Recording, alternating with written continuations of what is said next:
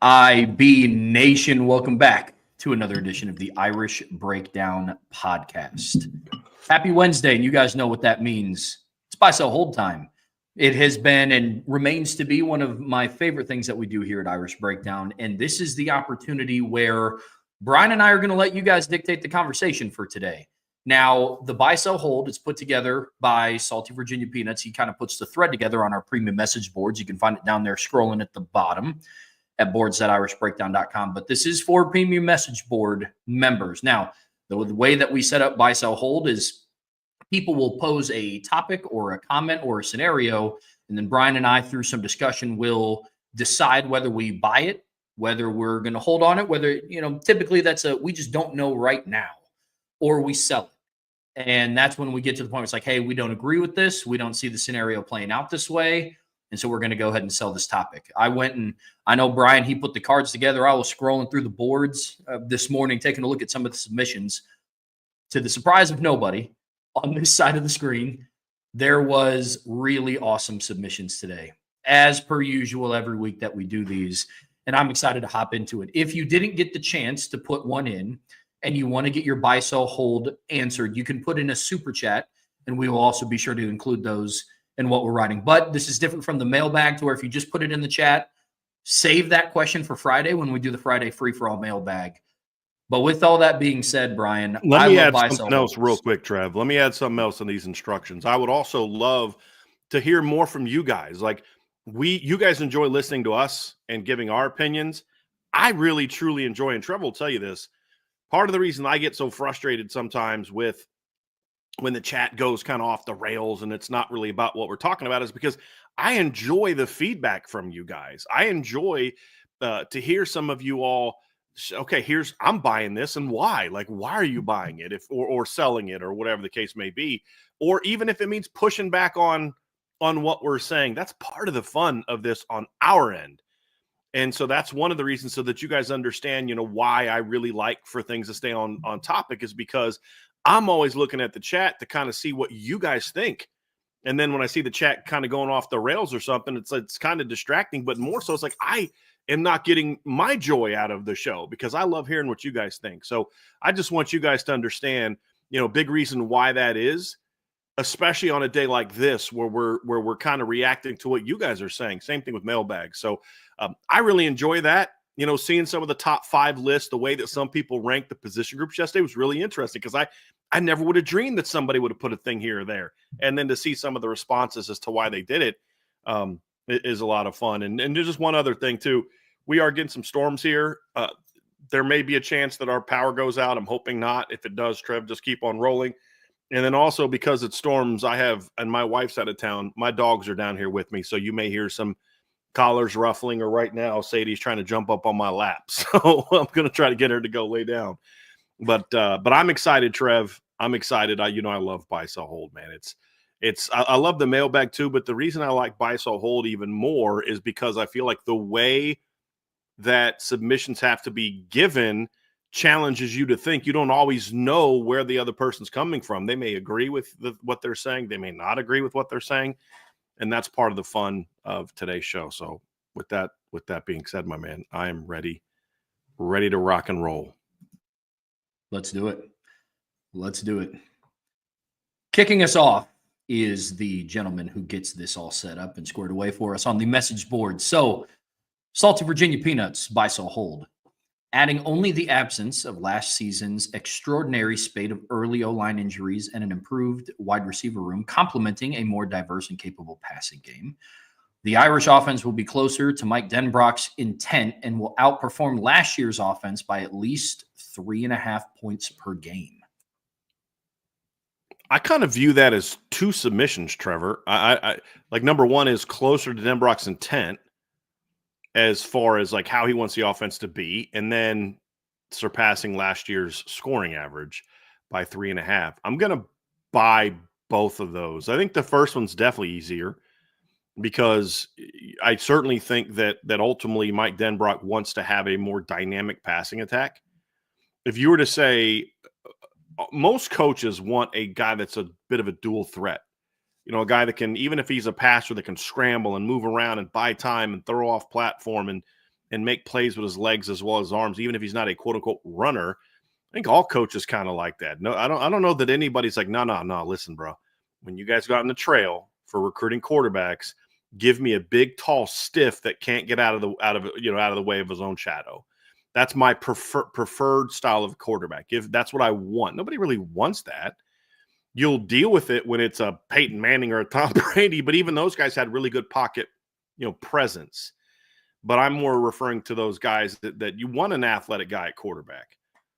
But if Mike Denbrock had to choose between a guy that's just going to sit in the pocket all day and not necessarily move around much, like a Jack Cohn, or a guy that's going to be a really dynamic runner but not a great passer, my personal opinion, and this is truly just an opinion, I think he'd prefer the Jack Cohn type over the Riley Leonard type, like all things being equal, the other things being equal.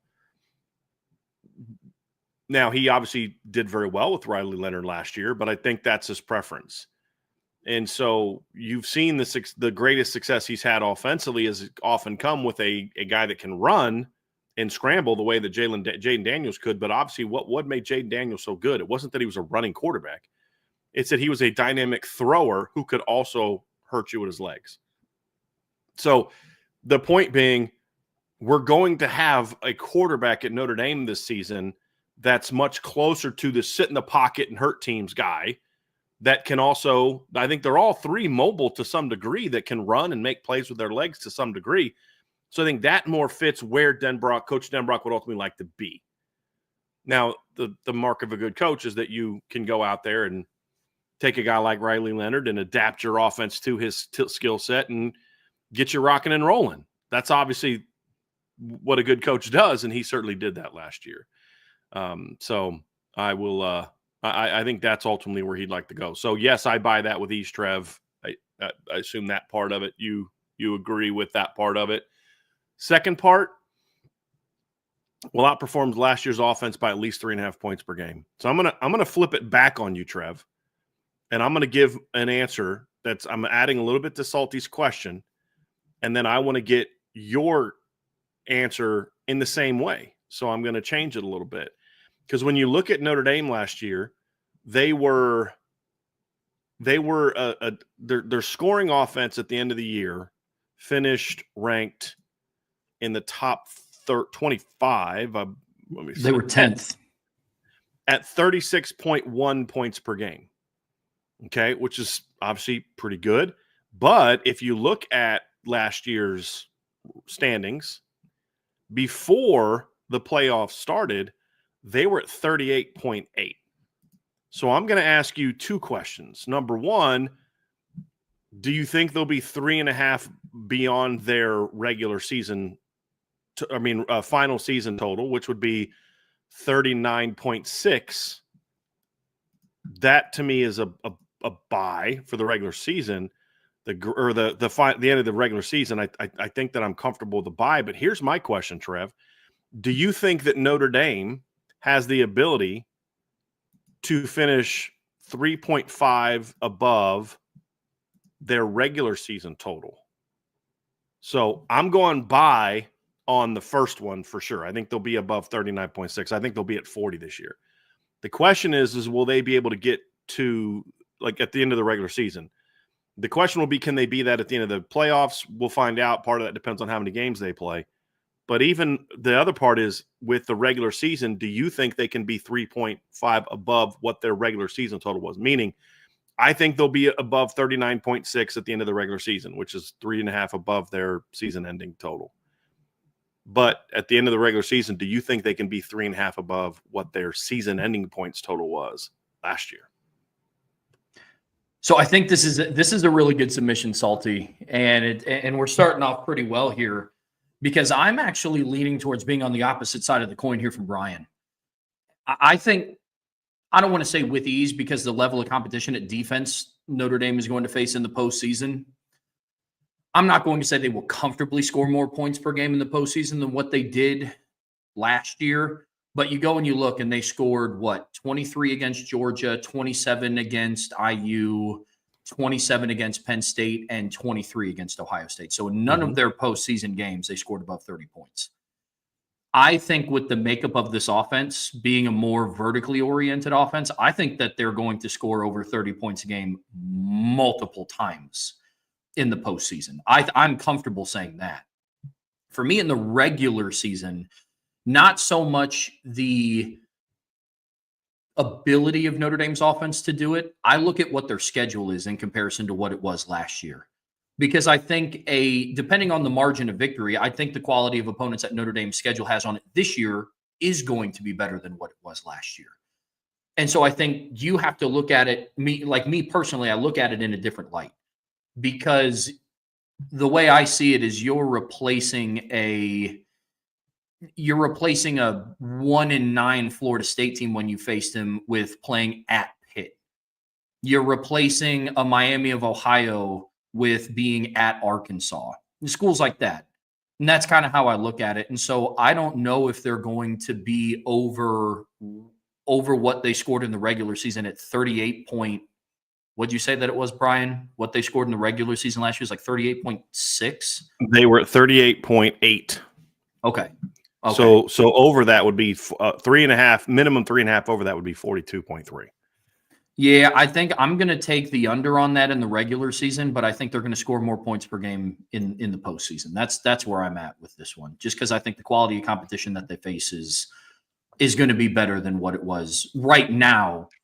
Because last year, if you would have asked me in April, hey, like what's one of their toughest games on the schedule, I would have said Florida State, because nobody saw it coming that Florida State was going to be 2-10 to end the year. But knowing what Notre Dame's schedule was last year and looking at it what it is for right now, like I said, they're replacing a 2-10 Florida State with playing at Pitt. They're replacing, beating Miami of Ohio at home 28-3 with playing at Arkansas. I don't know if they're going to be able to beat Purdue again 66-7. I think they're capable of it, especially with what all is going on right now at Purdue. But I don't know if you can realistically, they're just going to do that again. And so that's kind of what goes into it. But that's how I look at it, Brian. Here's another reason why I'm comfortable taking the buy on this is history. So our guy insured by Big, the LSU fan, thinks that we're smoking some good stuff this offseason, Trev. So he doesn't think that Notre Dame can do that. I want to remind him of the show we did last week where you looked at Mike Denbrock's track record, the last two jobs that he's been at, LSU in 22 and 23, and then Cincinnati in 17 and 18, they scored 10 points or more in the second season than they did the year before. With basically the same players at LSU, they went from 34.5 points a game to 45.5 points per game. With basically the same players, except you take a veteran Hayden Moore away at quarterback, put a redshirt freshman Desmond Ritter in at quarterback, and you basically go from 20 points a game to over 34 points a game. They had over a 14-point jump there. So the only time they didn't score at least 3.5 was year 2 at Notre Dame. They still went over almost 2 points, and that was with them playing the entire season with their backup quarterback, their backup running back, their backup tight end. They lost their starting nickel, Sean Crawford, in fall camp. They lost their starting nose guard, Jerron Jones, in fall camp, and which made their defense less effective. That team still went out and had a big jump in yards per play, and then about a 2-point jump in points. So even that team went up. So there's nothing for me to make me think that they can't go up again this year, Trev. And so when I think that's the case. And then when you look at the schedule, that's an interesting, obviously, aspect of it, because you could say, well, they're replacing Miami of Ohio with basically they're replacing the two MAC teams with Boise State and Arkansas, which you're like, okay, it's good. But like, what's funny is their points per game average got dragged down because of the two MAC opponents last year. Yeah. So if you look at Notre Dame's points in the regular season, they were at 38.8 points per game. And if let's see here, I'm going to do a little bit of math here, Trev. Don't you love it when I do math? I'm being sarcastic. So they had, I believe, 465 points per game last year. Let's take away the 14 they scored from against Northern Illinois and the 27 they scored against Miami of Ohio. And Notre Dame was 42.4 points per game last year against non-MAC opponents in the regular season. So it's like playing those teams actually hurt Notre Dame because those are the games where they didn't actually play well. And if you look at their season-long average, so they scored 578 points in 16 games. If you take away what they did against the two MAC teams, they averaged that's not correct. So I took a few too many points away, and then I still divided it by 16. So if you take away the two MAC games and look at what they did in those games, they were at 38.4 at the end of the season against non-MAC opponents. So it's like, well, okay, does that mean Notre Dame is going to be able to score more because they're not playing those MAC teams? I don't know if that correlates into next year. I think there's a lot of reasons for that. But I still look at it and say there's still a lot of teams on there that I think they have a shot to score a lot of points against. And, Stanford's a team that I expect to be a mess this year. Syracuse's defense is one you can score a lot of points on. Obviously, they scored a lot of points on Navy last year. So it's going to be very interesting, Trev, to see because the schedule is ramped up a little bit this year, in my opinion. But that's going to be very interesting. And then, of course, I don't expect – my prediction also includes not expecting there not to be a drop-off on defense.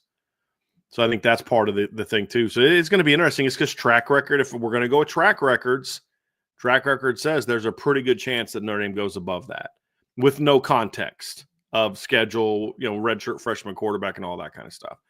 But I will say at 2 of the last 3 spots, he did have a redshirt freshman quarterback that took over, and they still made jumps in both places.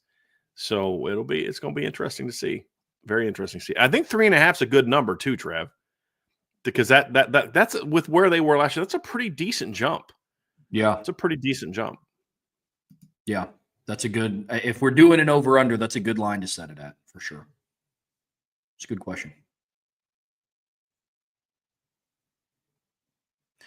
Buy, sell, hold from I Am Tenzin. When Bowen wins the Heisman, all the sports world has to acknowledge that Notre Dame is indeed linebacker U.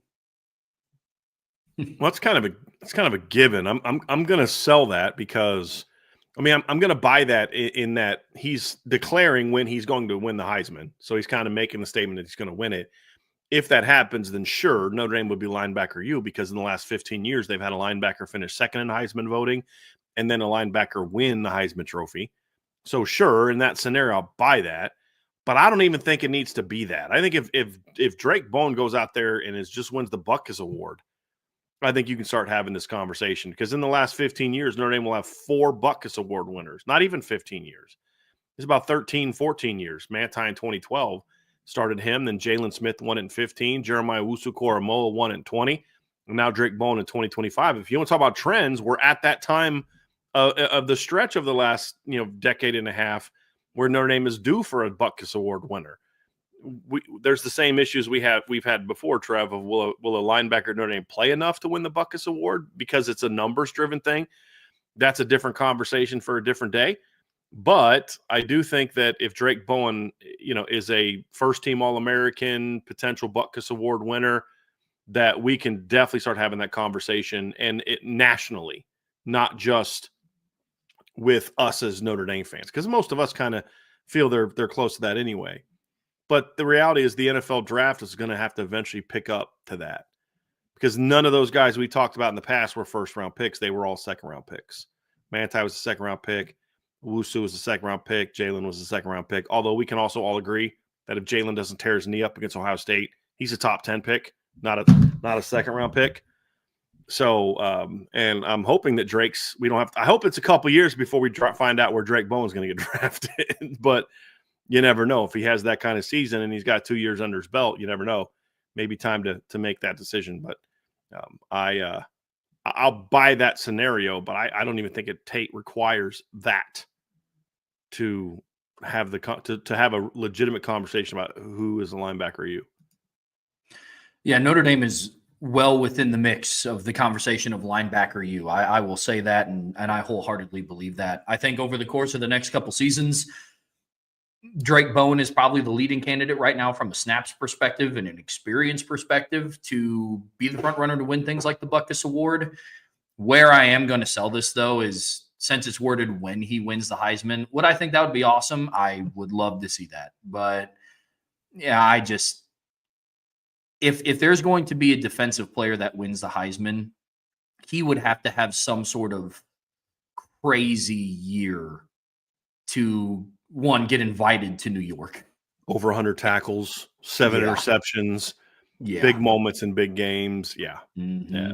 And I don't know that I'm sorry. Go ahead, Trev.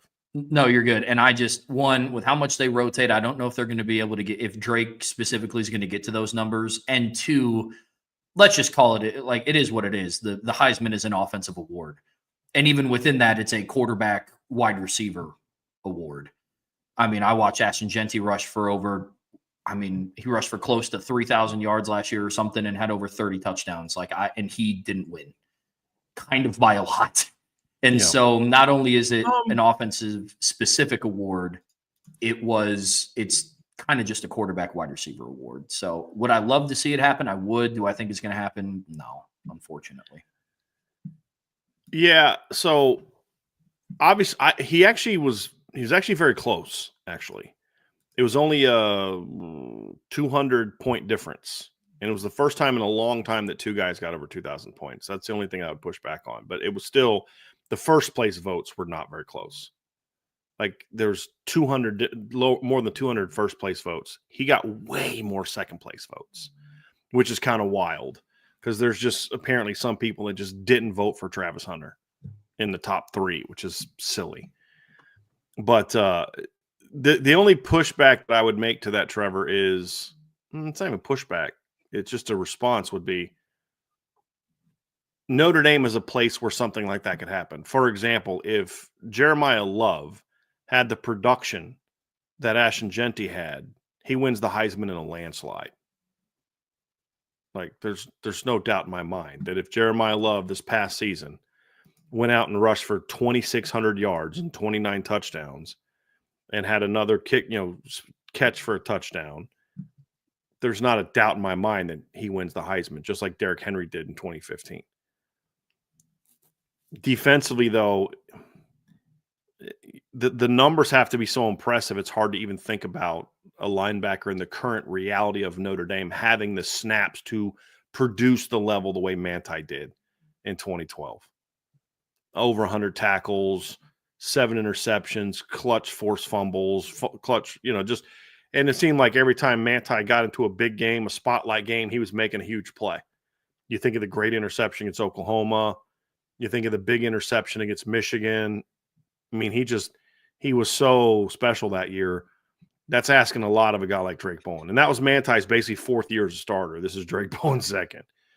But again, I don't think it takes Heisman. I think it's more about just be in the Butkus conversation at the end of the year, and then hopefully they can have some big wins.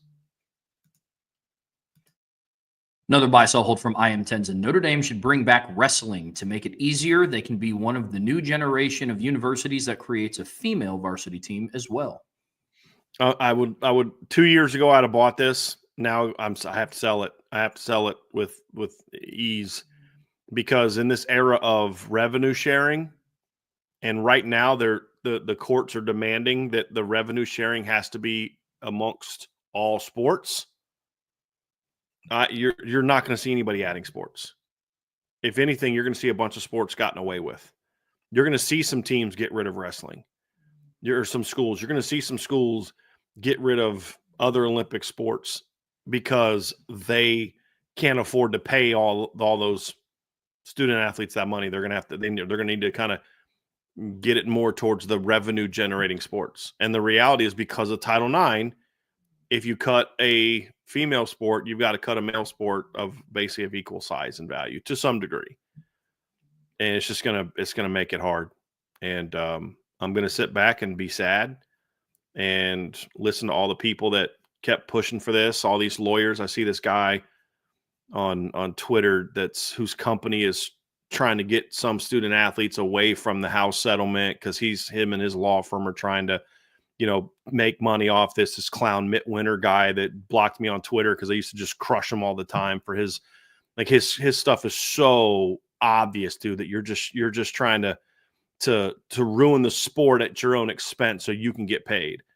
It's a joke. It's so obvious these people are out there and they're just ruining college athletics, and they're trying to hide behind their like white knight. Oh, I'm here to save student athlete. No, you're a freaking clown. You're an absolute scumbag. I'm just fired up about these idiots today, and you're just trying to use this stuff to get yours. You don't care about student athletes. You care about you getting yours. And those people are going to sit back and not care at all when these sports keep getting cut at all these different places. And it just really, really kind of pisses me off, to be honest with you. Not that I'm protecting the old system, because Trevor, I thought the old system sucked, but this isn't the way. This is not the way to fix that. The NCAA sucks. These lawyers that are getting involved trying to basically take it down so that they can then get their grubby, greedy paws into this conversation. And I'm not anti-lawyer. My parents work with lawyers all the time. I've had lawyers step up and help me out. Good lawyers are absolutely needed. But people who are willing to destroy whatever so they can get their money, no. You're now using the system to benefit yourself, not to help the bigger picture aspects of it. And I can't stand people like that. Cannot stand people like that. And because of them, Notre Dame won't be able to add wrestling. And if anything else, you're going to see Notre Dame and other schools start to get rid of sports. And yeah. Yeah. There you go. You heard it here first. Yeah. Buy so hold from I Am Tenzin. Big Show was the most wasted WWF WWE giant. Yeah, they never really did well with his character. And neither did WCW. He went over to WCW for a while. They made him part of the stupid, NWO, and it just, they've never been able to properly. There was a period where I thought they used Big Show well, but it was a very small period. I never felt like they used him well. And I think part of it was bad luck. He started kind of really coming along in an era where you still had some of the old big names. Flair was still wrestling, Hulk was still wrestling, Macho Man, Sting, people like that, Lex Luger. But then when they kind of went away, you got into sort of the Attitude Era where wrestling became more about, the personalities. And you started to see more of the athleticism as ECW started to kind of have its impact on WWE, where you start seeing more of like the Hardy Brothers and Shawn Michaels and some of the more athletic, smaller wrestlers and the big storylines. And I don't know, the Big Show was a guy that ever was going to have sort of the personality to kind of sell, the way that you needed him to. And they were just never able to kind of use him. But even then, I think you could have used him better, and they just never did. They never did. Yeah, fair enough. I think in the era that he was coming up in, I think you had to be really good on the mic when you had guys like The Rock and Stone Cold and all those guys. And just Big Show, that was never one of his strengths. No. Could have been worked on, but that just wasn't for him. And so that, unfortunately, I think played a role in that too. But yeah, I'm with that. I'm with that for sure. Yeah. Buy, sell, hold, one each. Bears beats Battlestar Galactica. So this is one of my favorite Office intros ever. When Jim comes in, have you seen this one, Trev? Where Jim comes in and he's impersonating Dwight. What are you doing? Bears Michael beats Battlestar Galactica. That was such a stupid scene. I loved it. Anyway, if I got to buy one, sell one, hold one, I am selling Battlestar Galactica. I'm buying Bears, and I'm holding on Beats because I've never had a Beat before. So I don't know if it's good or bad. I like it or won't like it. But yes, I'm going to have to sell that one. I have never seen Battlestar Galactica, so I'm going to have to sell that one as well. I'm gonna buy Bears. I'm going to hold Battlestar Galactica, and I'm going to sell Beats. I've tried Beats before, and I think they're gross. They're pretty. So, what do they taste like? I equate them to, they're kind of like one of those root vegetables. So I view them a lot like radishes and stuff. And like, I just don't, I don't like those either. I get you. Yep. I get you. So it's not for me. I've never seen Battlestar Galactica. I have a hard time believing that I'm going to dislike it more than Beats. Okay, I got it. Makes sense. Buy, sell, hold from D-Troll Hunter. For the premise, the Irish Breakdown NFL team has one first-round pick. All of these are needs. You have the second overall pick. So a hold would be your backup choice if the team ahead of you drafted your number one choice. So buy, sell, hold one of Xavier Watts, Ben Morrison, or Riley Mills. So if I could take any of those three, I'd probably take Benjamin Morrison. And if the number one team took Benjamin Morrison, my number two would be Xavier Watts, and my number three would be Riley Mills. So the reason for that is I just think the first two guys' games translates a little bit. I think they were more consistently good players. Riley, when he was on the last 2 years, was really dynamic, but he still, even this year, he was pretty darn good once he got rolling against Louisville, but he was just kind of disappointing the first 4 games and then got really good. So there was never like that season where he just was great from start to finish.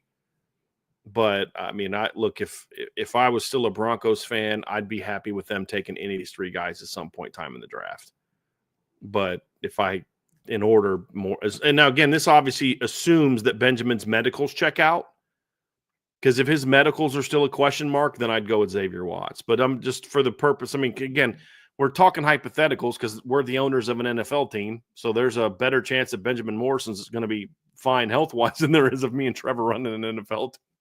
So, but in that hypothetical, I would assuming Benjamin Morrison's medicals come back, everything's good, no long-term issues, he'll be able to play as a rookie, I would take him first, Xavier Watts second, Riley Mills third, just because I think an impact man cover corner is just such a I mean, Xavier Watts is, I think, an even better player than Benjamin Morrison in college, but I just think an impact cornerback can have such a huge impact on the modern game, even more so than a safety.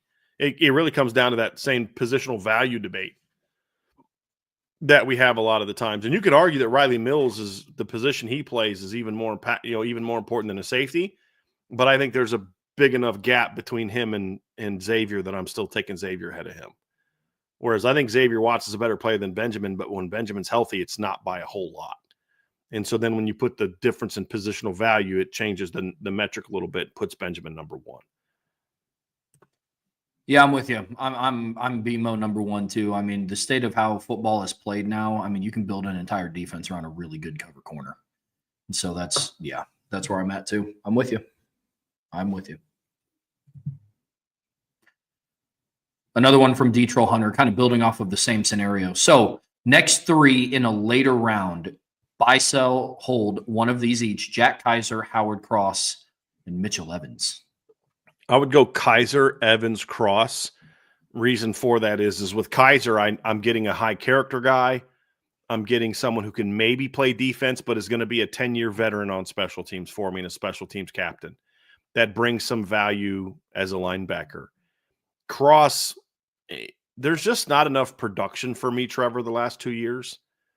And even the All-American season, like half of his tackles for loss and half of his sacks came in one game against Duke. You know, good player, but just not the dominant player. He didn't take that jump that I thought he was going to take this year. I actually think he regressed a little bit. And then you throw that in with the fact that he's way undersized and not an elite enough athlete to overcome that lack of size. Like, he has less size, like he has similar size to Sheldon Day, but he's not as athletic and not as explosive and dominant as Sheldon Day was. I mean, think about this for a second. You want to talk about like production differences? Sheldon Day at Notre Dame his last year had 15 and a half tackles for loss at Notre Dame and was not an All-American. Yet Howard Cross can have 7.5 and 2 sacks and be an All-American. I think it shows that Notre Dame's standing has changed a little bit. But in his career, Sheldon Day had 141 tackles, 34 tackles for loss, and 7.5 sacks. And that was in 47 games. Howard Cross in 64 games, so what would there be, 17 more games, only had 28 more tackles, had 13 fewer tackles for loss, and only had 3.5 more sacks than Sheldon Day. Sheldon Day struggled to be more than a rotational player in the NFL. And I don't think Howard Cross has Sheldon Day's skill set. I could be wrong, and I'd love to be wrong. Mitchell Evans would normally be my number one because I think Mitchell Evans is the best pro prospect of this three. But I have major red flags on Mitchell Evans if I'm an NFL team. Because, like, if Mitchell Evans was always a bad blocker, I'd be like, look, he's just not a very good blocker, but he brings a lot of value to me as a pass catcher, and we'll just use him as a pass catcher. But when you watch some games where he's a really dominant blocker and then other games he just is useless as a blocker, that makes me say, okay, this isn't he's just not good at it. This is he just doesn't care sometimes. And then when I watch some of the effort or lack thereof that I saw from him at times this year, different than, oh, he was injured, but just no, that's a lack of effort. That'd be a bit of a red flag for me too. But if I didn't have that red flag, I'd take Mitchell Evans first, even with the injury history. But the questionable kind of attitude this year combined with the injury history just makes it really hard for me to take Mitchell Evans that high. And you could even make a case that he should be below Howard Cross, but I just feel like he's a much better, his skill set projects much better in the NFL than Howard Cross's does. So I'm willing to take more of a chance with that. I think it depends on what round I'm drafting them in. And I know that might be somewhat of a cop-out answer, but I mean, this just says later round. Depending on the round, like if it's a like 2, 3, 4 type of pick, I'm probably going to go Mitchell Evans first, and then Jack Kaiser, and then Howard Cross. I love what Jack Kaiser could bring to the table. I don't know if he's going to be a starting NFL linebacker, but it'd be hard for me to use a third-round pick on a guy that, like, I'm pretty sure will just be like a 10-year vet on special teams. I think that would be kind of tough. But, like, I mean, if I'm taking a flyer in like a 5th, 6th, 7th round, like Jack Kaiser would become a no-brainer. And then I have the same reservations about Howard Cross that you do. I mean, in the NFL, once you get to a certain level, size does matter. I mean, even some of the more undersized interior D linemen that have had success in the NFL are like the freaks. Like Aaron Donald was only like 6'1", but I mean, that guy was nuts. I mean, he had the strength of a Riley Mills at 6'5", 300 pounds, if not more. So, that for me would be my reservation about Howard Cross. So I'm with you there. Buy, sell, hold. The winner of the week. I'm actually looking it up real quick. So to back up your some of your points here. So Howard Cross, this year at the NFL Combine, and then I'm going to pull up his try to find his overall pro day numbers as well. But if you look at this year, Aaron Donald compared to Howard Cross, similar size. Aaron Donald 6'1", 285, 32 and 5/8 inch arms. Howard Cross is 6'1", 285, 32.5 inch arms, which is basically the same thing. Howard has bigger hands. But when you look at some of the explosiveness numbers, you see where there's a big difference. But the one big one in particular, to your point, Trev, is the strength numbers. Howard Cross I'm trying to find it. Howard Cross at Notre Dame's Pro Day, I think did 25. Let me find it here. I think he did 25, 24 reps on the bench at the Pro Day, and he improved his broad jump from 8'8" to 8'11". Aaron Donald at the Combine had a 9'8" broad jump, which is, I mean, that's a much bigger deal. And Howard Cross did 24 reps on the bench. Aaron Donald did 35, so same arm length, did 35 reps on the bench. So you saw a much Howard Cross had a 4.63 in the short shuttle. Aaron Donald had a 4.39, significantly more explosiveness, quickness, strength, all of that. And then the production that Aaron Donald had in college was incredibly greater than what Howard Cross did. So yeah. I mentioned Howard Cross, what Howard Cross did in 60-some games, right? It was, let's see, Howard Cross college stats said 67 games, 64 games. He had 100 and 169 tackles, 21 tackles for loss, and 11 sacks for his career. Aaron Donald in his last season at Pitt had 29 tackles for loss and 11 sacks. In 51 games, had 181 tackles, 67 tackles for loss, and 29 and a half sacks. He also had 10 pass breakups, and Howard Cross had 4. So it's easy to say, well, he's Aaron Donald did that. Aaron Donald was dominant not because of his profile. Aaron Donald was dominant in spite of his profile because he had all those other traits, and he was just a dominant player. So it's like when people say, well, he's an Aaron Donald type. Well, that's like saying, well, a quarterback is a Peyton Manning or a John Elway type, or a cornerback is a Deion Sanders type. Well, no, he's not, because there's only one of those guys in every couple generations. So let's not try to pretend like, that guy, every year there's an Aaron Donald to draft every year. No, there's been one Aaron Donald in the last 30 years, and it was Aaron Donald. You know what I mean? It's like no other guys aren't like that. It's why who was the last 5'11" pass rusher since Elvis Dumervil that's been successful? I don't know that there's been anyone like that. So stop trying to look for it. So yeah, it's that's where I'm at on those. Yep, absolutely. Buy, sell, hold. The winner of the Week 4 matchup of TCU versus SMU becomes an instant favorite to win the conference. Perception-wise, perhaps. I don't know. I mean, I believe. Let me just pull up their schedules real quick. I need to know, first of all, what their schedules are, because I know TCU starts off with something kind of decent early in their schedule. TCU might have the hardest schedule in the Big 12. They play at North Carolina in their first game. Whereas leading into the TCU game, SMU plays East Texas A&M, Baylor at home, at Missouri State before they play TCU. And then TCU has at North Carolina by Abilene Christian.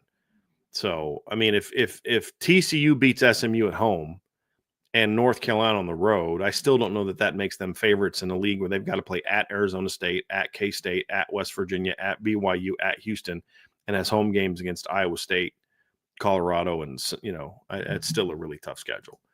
SMU, on the other hand, their schedule is challenging as well, but not quite as challenging. And they've played Syracuse at home, Stanford at home, Miami at home, Louisville at home. So 2 of their 3 toughest games are at home. They play at Clemson. That'll be probably a loss. And then they play at Wake, at BC, and at Cal. And the fact that these 2 teams aren't in the same league anymore, that team beating the other team doesn't necessarily give them any sort of advantage, although it would give them some momentum and show that team is pretty good. I'll say this finally, and the reason I'll sell this, I'm going to sell this. I'm gonna sell this if TCU beats SMU at home, because I think if TCU beats SMU at home, it's kind of like, well, yeah, they probably should win that game. It's at home, and their schedule now ramps up in the Big 12. Whereas if SMU goes on the road and beats TCU, that tells me a lot more about that football team than TCU holding court again at home against SMU would tell me about TCU. So it'd tell me a lot about SMU, because I like this TCU team, Trev, and I look at the way they finished the year, and obviously I'm very high on their quarterback, Josh Hoover, and his ability to run that offense, and they've had a pretty decent portal class, and like I said, they won 6 of their last 7 games, and their only loss was a 3-point road loss to Baylor, who's a bowl team, and so I really like Sonny Dykes is turning this thing around a little bit at TCU, I think, and getting them back on track. And so beating SMU at home doesn't tell me that they're going to be able to go on the road the next week and beat Arizona State it doesn't. But SMU beating TCU on the road tells me I feel really good about the rest of their games outside of that Clemson game on the road, because if they can go on the road and beat TCU, they can beat anybody that they play in the ACC outside of Clemson, because they get their their next 2 toughest opponents at home. So if they go on the road and beat TCU, then I think they can beat Miami or Louisville at home.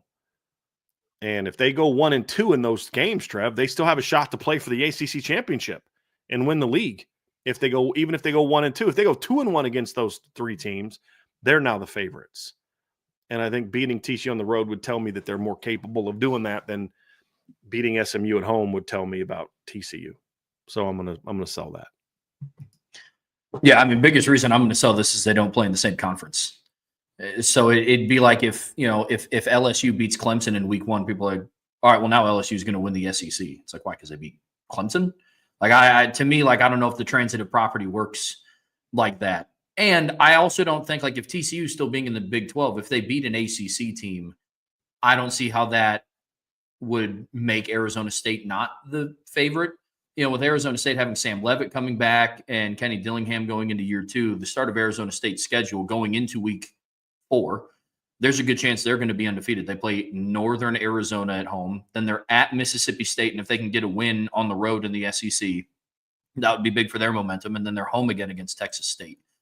There's a good chance going into week 4 that Arizona State, the returning Big 12 champ, is also going to be undefeated. And so I just don't think that would push TCU over the edge. So I'm going to sell that one. But like we've said before with the Big 12, you never know. I mean, that conference is the Wild West. So maybe. But for now, I'm selling. Buy, sell, hold. Speaking of TCU, their conference schedule is arguably the hardest in the Big 12. If you're going to say arguably the hardest, that's an easy buy. I don't even have to look at other people's schedules because I just don't know that it can get a whole lot tougher than what they have. So, and you and I have looked through the schedules. We've done that in past shows. It's definitely in the top 2 to 3 easily and in the conversation for toughest in the Big 12. Yeah, I mean, as we mentioned earlier, Trev, they got to play at K-State, at Arizona State, at West Virginia, and that's within their first 5 conference games. And then coming out of the bye, and in between those 3, so it's road, home, road, then bye. In between the road games against Arizona State, K-State, and West Virginia, they got to play Colorado and Baylor, who were pretty good teams last year. Obviously Colorado won 9 games last year, and I think Baylor won 8 and gave LSU everything they could handle in a bowl game last season. So that's a pretty rough 5-game stretch. And then coming out of that stretch, they get a bye, and their reward, if they do well in that 5-game stretch, is okay, now you get Iowa State at home. You got to play at BYU, at Houston before you host Cincinnati. That's not easy. That's not easy at all. I don't know what Sonny Dykes did to piss off the Big 12 people, but they're apparently not happy with him with the schedule they gave TCU this year. No question about that. So yes, I buy that. Buy, sell, hold. These 3 SEC quarterbacks going into 2025. Taylon Green, Marcel Reed, Lenora Sellers.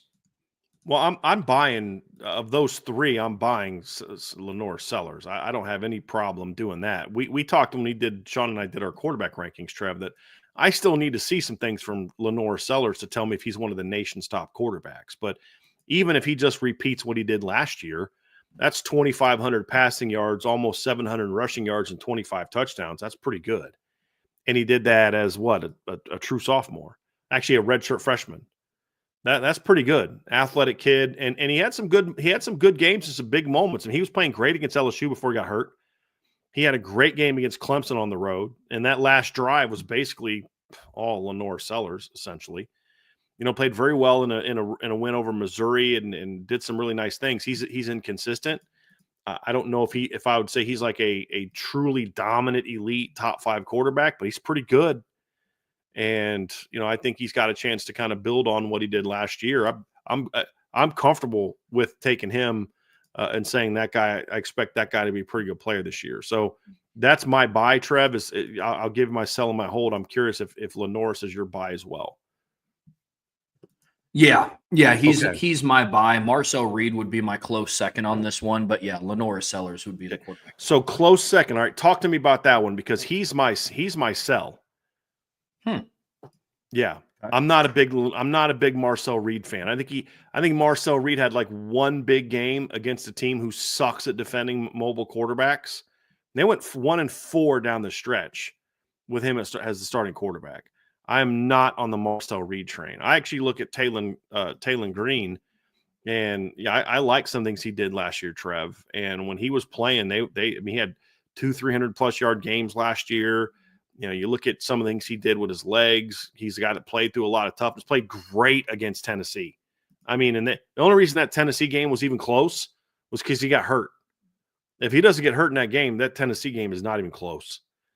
And that reminds me, I do want to talk about Tennessee at some point in time in a show here. If you read some of the scouting reports coming out about James Pierce, you start to understand why Tennessee is the way that they are and underachieves the way they do.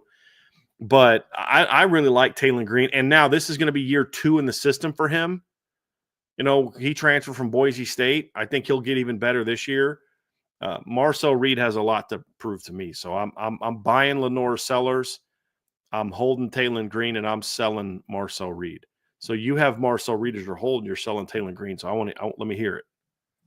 Yeah, I think Marcel Reed, I agree with you. 1-4 as a starter isn't great. I think he suffered from, I think the coaching staff kind of stunted his growth a little bit with just not making a decision with a quarterback either way. And I don't think that you can expect any quarterback to thrive when it's kind of a flavor of the week deal until really the end of the season. Now, I'm with you. I'm not a big fan of what he did towards the end of the season either. But when you're in the kind of the middle of SEC play and you end up finishing the year with Texas with not a full season starting under your belt, I'm willing to give him a little bit of the benefit of the doubt. I like Taylor Green. I do think he's a little bit overhyped. Like I've seen some people in the chat talking about, hey, like what about the quarterback from Arkansas? And I've seen some stuff on the boards too talking about Taylor Green. I like his potential. I mean, we're talking about a 6'6", 230 kid, passed for 3,100 yards last season. You know, turnovers. He was the most productive of these 3 by a bunch. He was, but I think it's really going to hurt him that they're losing like 5 of their top pass catchers this upcoming season. Like, I think that's huge. They're losing a lot from a skill position standpoint. And so for me, I think that's going to play a role.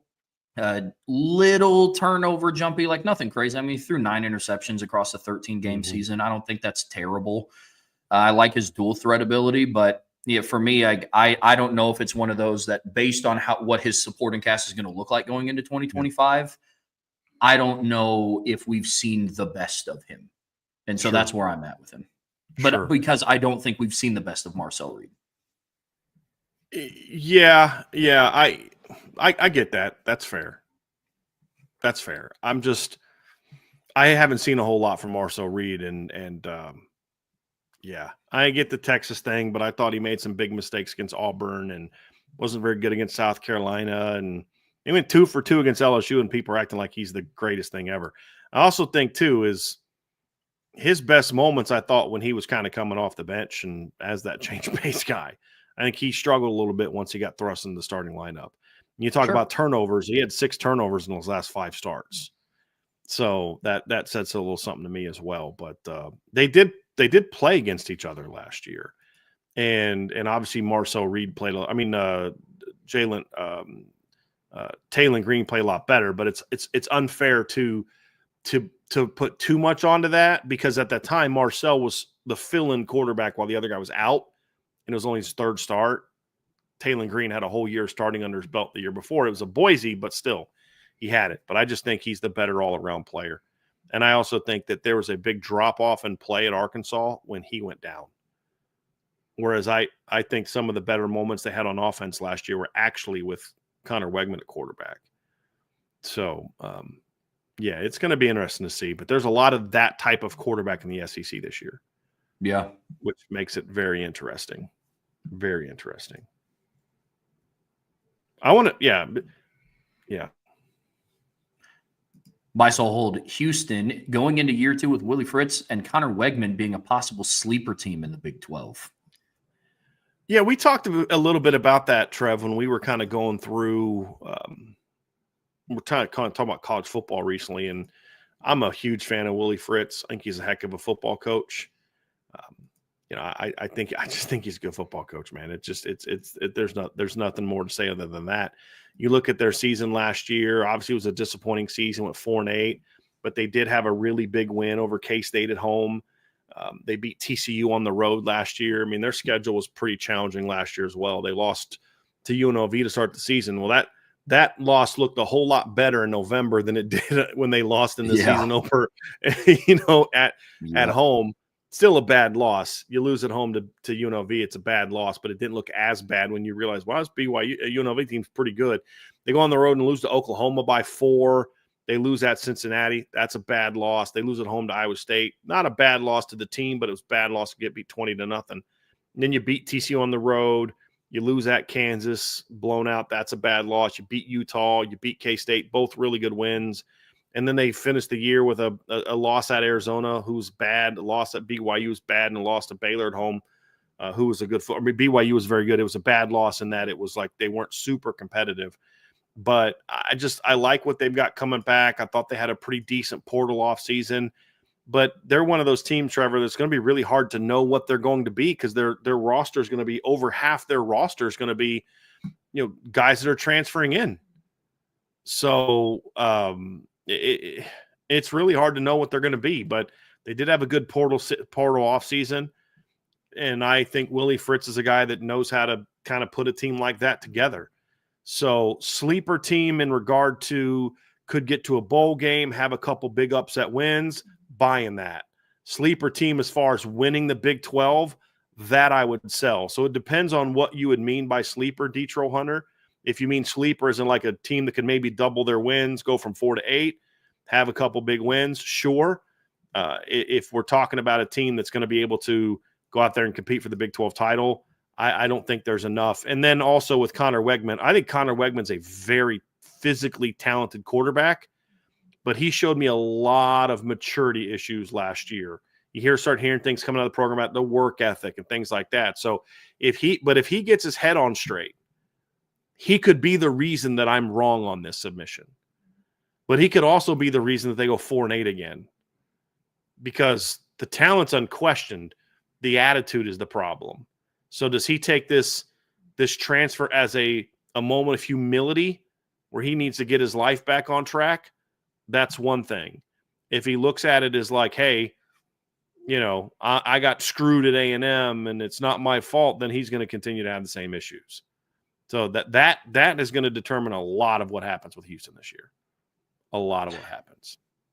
Yeah, you and I see that the same. Sleeper in that they could make a bowl or go 7-5 or, some combination of those. Yeah, I'd buy that. I don't think they're a sleeper to compete for the division. Those for me are still, BYU, Arizona State, TCU, Kansas State. Those are kind of my front runners right now. But again, Arizona State was that way to start the year last season. Everybody predicted them to finish last, and they won the whole thing. So you never know. Agree. Bisel hold the NCAA made the right call on not allowing a spring scrimmage. 14 practices isn't enough. Time with the variety of experience on your roster to do a scrimmage at that level if it is televised. I sell that I sell it for the reasons that you're talking about it. I don't think that's the reason not to allow it. Like Trev, you and I talked about this, and I said I'd be okay with this within reason. I don't think it was right to allow it when you're talking about one team's going to have to travel across a couple time zones to go play the other team.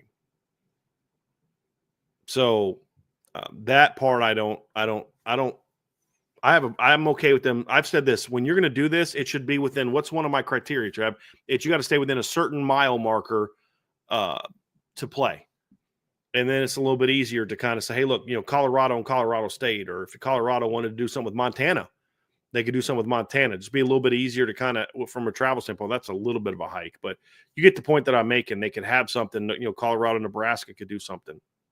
So I'm selling it for geographically, it doesn't make sense to have Syracuse fly all the way out there. Now, the notion that people are using like, well, they've got class and all this, I'm like, spare me, because you just made billions of dollars on the NCAA tournament where basically any team that makes a run to the Final Four, they haven't been in class in a month. So spare me the whole, well, what about class? What about class? What about class? Because, you look at some of the teams that made deep runs in both sports, men's and women's sports, means their whole basketball program basically hasn't been in school for the last 2-3 weeks. And then a week before that, they were all wherever the conference tournaments were.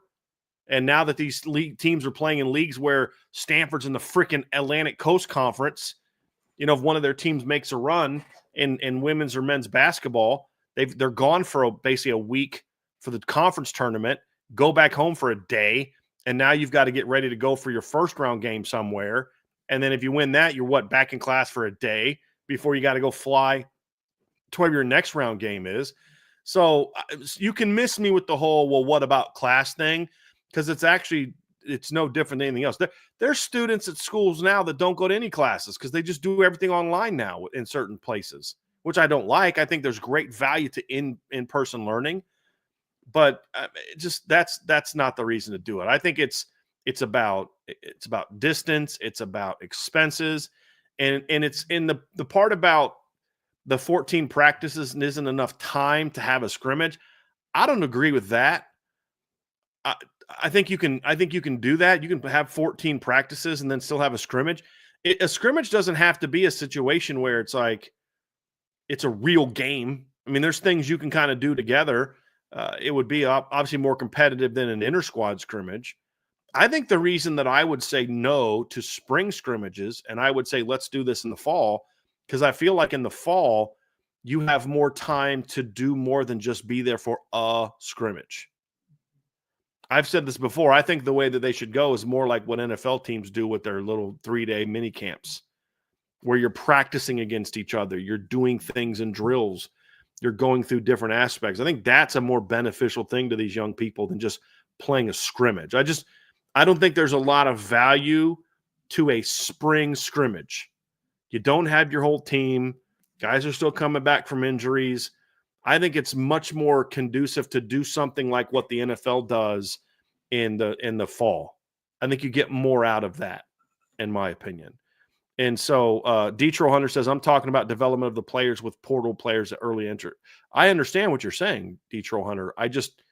I don't agree with it. I think 14 practices, because you're both at the same stage after 14 practices. You're at the same stage where you're actually going out, and that 15th practice is going to be more competitive than the traditional spring scrimmage. I think because if you think about it, like in fall camp, Trev, 14 practices is kind of where you have your first big inter-squad scrimmage in the fall.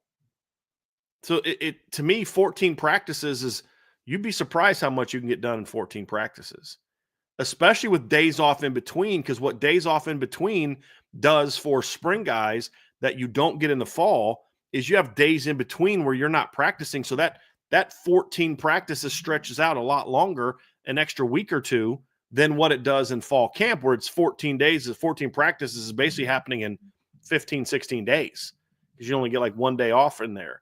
So I actually think that you can do that. It just would have to be, it would be a different type of scrimmage. But that's why I think that, to me, it does provide more value to do something like that sort of in the middle of fall camp compared to spring practice, because I think in fall camp, where you have twice as many practices, you can actually spend some time together. I just don't see the value in flying out there in the middle of March or April for an inter-squad, for a scrimmage at the end of your 14 practices, and then what do you do after the scrimmage? It's not going to be a great scrimmage. You've got no practice time to follow up that scrimmage of what we need to work on, not work on. I think the value is in the fall, because, and it would be after about 14 practices, you'd have that 3-day thing, and then you go back, and then you've got a couple weeks before your first game, and you're able to kind of work it out that way. But I just think that 3-day sort of that mini camp type of thing like the NFL does with the crossover just brings a lot more value, because I can now do one-on-ones against another team. I can do 7-on-7 against another team. I can do, and then the only thing I would say is there has to be very strict rules that teams sign, where like any film, anything you learn about our team, anything like this, you cannot share with another team. It's not like a game where you play a game and they call me, hey, we played against this team. Trev, you play them next week. So you call me and we're talking about, what we saw, what we thought, what worked, what didn't work, based on just film that's out there for everyone. But you start getting into practices with other teams, I don't think those things you should have some sort of thing like you can't share with other teams what we learned and different terminology, because you're going to have so much more access to our terminology, because you're going to hear us coaching our players, that I would say I'd be very nervous to do that. And then of course I think you'd have to have certain rules where you'd have to say, like, the reality is this isn't going to work until the NCAA fixes the transfer portal at the end of the day. It's just not going to work till the portal gets fixed. Because right now the fear is like, if you're Kirby Smart, knowing what kind of person he is, he's going to go schedule some team that's got a couple dudes that he wants to maybe recruit, and then, hey, why don't we get this team over here? And because we want to get face to face with his quarterback or whatever. Like that would be something that I would be concerned about a little bit. But there's less of that as a concern in the fall than there is in the spring. Because in the spring, you can convince kids to jump in the portal in a week. In the fall, it's like season started. So, you could even do something like, hey, if you scrimmage against a team, you can't take portal players from that team in that upcoming cycle. So if Notre Dame played Purdue in a 3-day scrimmage, or not Purdue, let's say they did something with Toledo. You can't take any Toledo kids in that next portal cycle, and Toledo can't take any Notre Dame kids. Although I would maybe make a waiver for guys going from Power 4 to, you know what I mean? Like Toledo's not stealing a Notre Dame kid that Notre Dame wants. You know what I mean? Where Notre Dame may steal a Toledo kid that they want, and they'd have a much better shot at it. So there's a lot of things you'd have to work out, in my opinion. And Detroit Hunter, I know you didn't cite classes. I said what other people are saying. Others are talking about that. You go look on Twitter, and some of these fake, people that pretend they care about academics but don't, they are. So I'm adding to the conversation. I'm not saying you're the one that said that. Yeah, I mean, the biggest one for me here is just I call it more from a personal preference standpoint, but we talked yesterday about how many different position groups at Notre Dame are kind of running with a skeleton crew right now. And I would like to see guys like Malachi Fields and Micah Gilbert and Jalen Stroman and Will Pauling and James Flanagan and Will Black to be able to compete in something like that. And they're just not on campus yet. Not to say that the work that other players would get would be invaluable, but even players coming back. I mean, Billy Schrouth is not really practicing right now. Anthony Knapp really isn't doing much right now. There's other players that are on a pitch count. Jay Love isn't going 100% full speed through everything, just because of the long season. And so I think the long seasons that some teams have, I think, is another reason to push us back to the fall too. So I still think that one I'm not as convinced by, Trevor, just because it's true for kind of everybody. You know what I mean? And I actually think that adds value to practicing against another team. Here's why I say that, because in a normal spring game, you now have to split your offensive line between two teams when you're missing guys.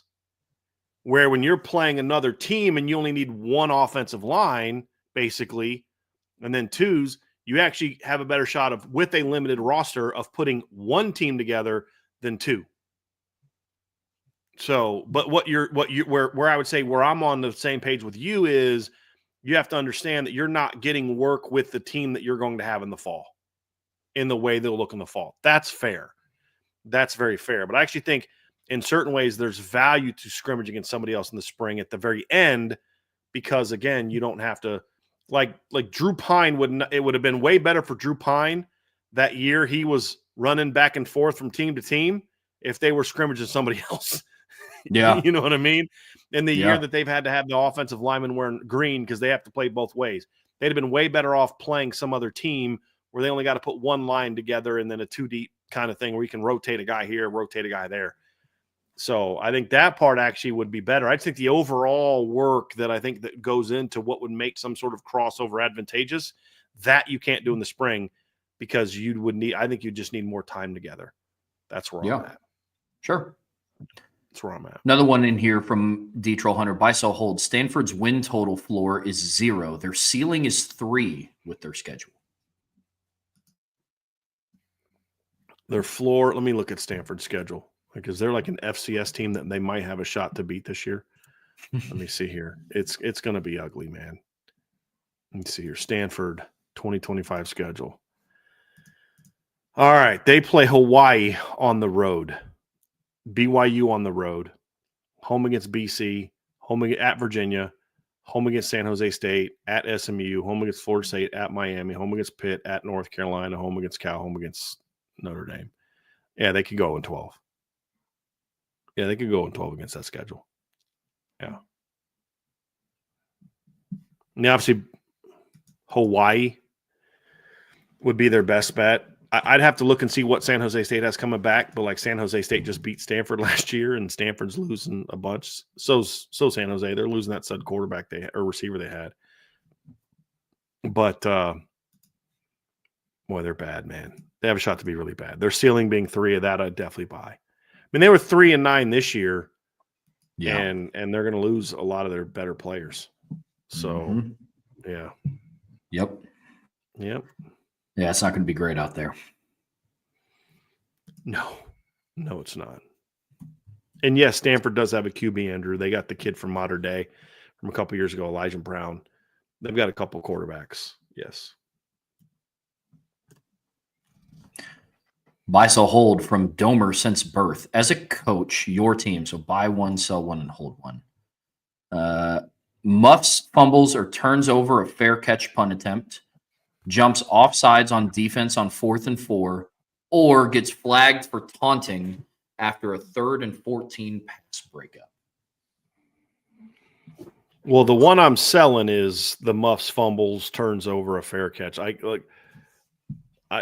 never want to turn the ball over. I definitely don't want to turn the ball over on special teams. Just selling the heck out of that one.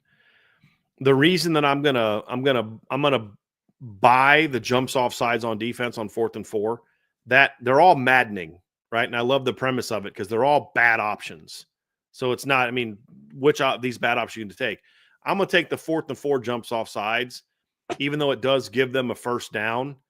It's, to me, it's like they both show a lack of, like, the jumping off sides and the getting the flag for taunting both show a lack of focus. But the taunting one shows me a lack of even more than just lack of focus. There's a little bit more going on there. If it's a legitimate taunting penalty. So I would hold that one. They're both better than a turnover, but I would take that one. So I'd buy because the other thing that's better about those two compared to the fumble one is you still have a chance. Those aren't resulting in touchdowns or scores or a change of possession. And so, like, they all three result in your defense being on the field again, which is why I kind of like that first one. But from an emotional momentum standpoint, the first one is far more damaging to your football team than the second one, in my opinion. Because, like this is actually a really thoughtful thing because they all are – the defense is on the field with a chance to get off, and something happens. And the other reason why I think that first one I don't like as much because I'm trying to think through this in my head. So if I'm punting from my own 20 because you stopped me and you fumble, I'm now getting the ball in your territory. We don't know that the 4th and 4 and the 3rd and 4, it could still be in our own territory. There's not only a defense is back on the field because of a mistake, which is true for all these. But if you look at from a yard standpoint, you're going to have a far greater yards punishment on a muffed punt. So you're completely flipping the field. So that's the other reason that I would say that one is the one that I would dislike the most. So that's the easiest sell. The other two are very similar. The jumps offside ones also is another one though, Trev. You're not being punished as much. You're getting punished 5 yards. The other one, you're getting punished 15. So those are all part of it. Good one, man. That's really, really good. Yeah. What are your thoughts on that one? Yeah. I guess I'll answer this in 2 different ways. Like from a football standpoint, like an analytics standpoint, a coaching standpoint, I'm definitely selling the first one. Turnover is the worst, especially after your defense put in the work to give your offense the ball back. If one of the units that's not offense and defense gives the other team the ball back, that's maddening. Mm-hmm.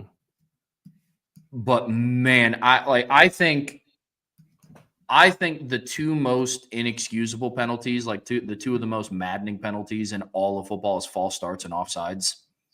Like false starts, the snap count. And then on defense, watch the ball. Don't move across the line of scrimmage until the ball is snapped. And that one is just so maddening to me, especially now when a lot of quarterbacks are going away from like an actual cadence and it's just like the clap. I mean, I guess in one, like Texas A&M tried to do that quite a bit when they played Notre Dame, and they would do the double clap thing. And like, just at the end of the day, just watch the football, man. I mean, I hate offsides. Offsides and false starts are the two penalties that just absolutely kill me. I'm not saying that I'm okay with taunting, but if emotions get the better of you, it is what it is. You got to be more disciplined. But literally, one of them is you just don't move until the football moves. Like, that one absolutely kills me. Absolutely kills me. So that's where I'm at. Buy, sell, hold. Your fan enjoyment level from the start of Notre Dame's season right up until the minute before the kickoff of Notre Dame's final game of the following seasons, to include the postseason. So I'm assuming buy one, sell one, hold one at 2012, 2018, 2024.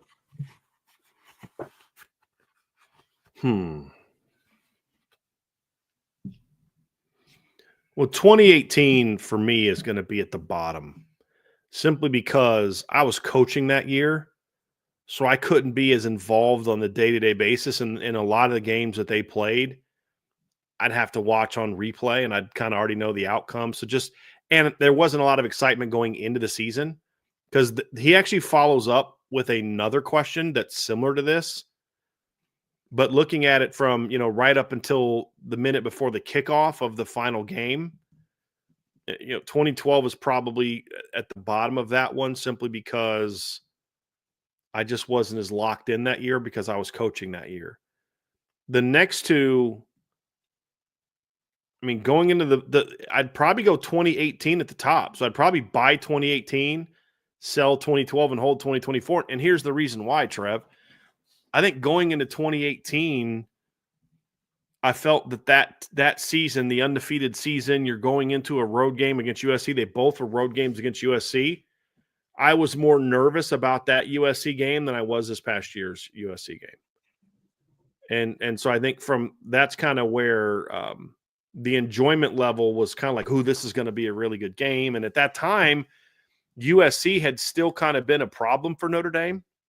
I mean, Notre Dame killed them in 2017, but USC had killed them in 2016.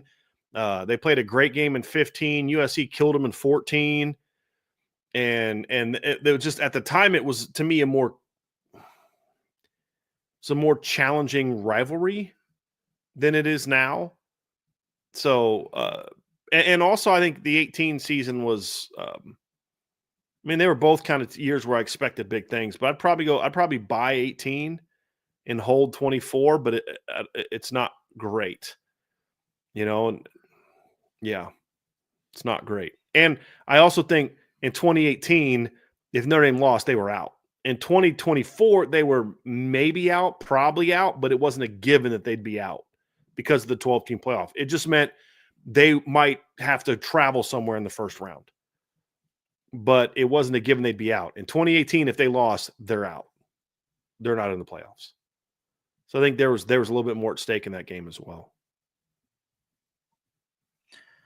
I think I would go, I'm with you on 2012 being the last, but I would flip 24 and 18 for me. Definitely get where you're coming from the USC rivalry standpoint, but going into this year's too, it was all right. It was Al Golden's third year. The first year, Lincoln Riley had your number in the Coliseum. In 23, you had his number. What's the story going to be now? Notre Dame had rattled off 9 straight, and it was just kind of, with each week, it felt like there was just always something new to overcome. And this one, 2024 for me was crazy right up until the final kickoff. And so, that for me is probably what would set it over the top. Something else for me, Trev, I still at the time didn't have as much. I almost think that part of my excitement about the USC game this year, and I was excited about both games. Don't get me wrong. It wasn't like I was like, whatever, I don't care about that game. But I just didn't think there's a chance they're going to lose USC this year. And a lot of that has to do with who the head football coach was. I never felt great about Notre Dame winning a big game under Brian Kelly, even a big game against a team that wasn't very good, because they would choke a game like that away. And then they fell behind 10-0. And that's exactly what my fear was with Brian Kelly's head coach.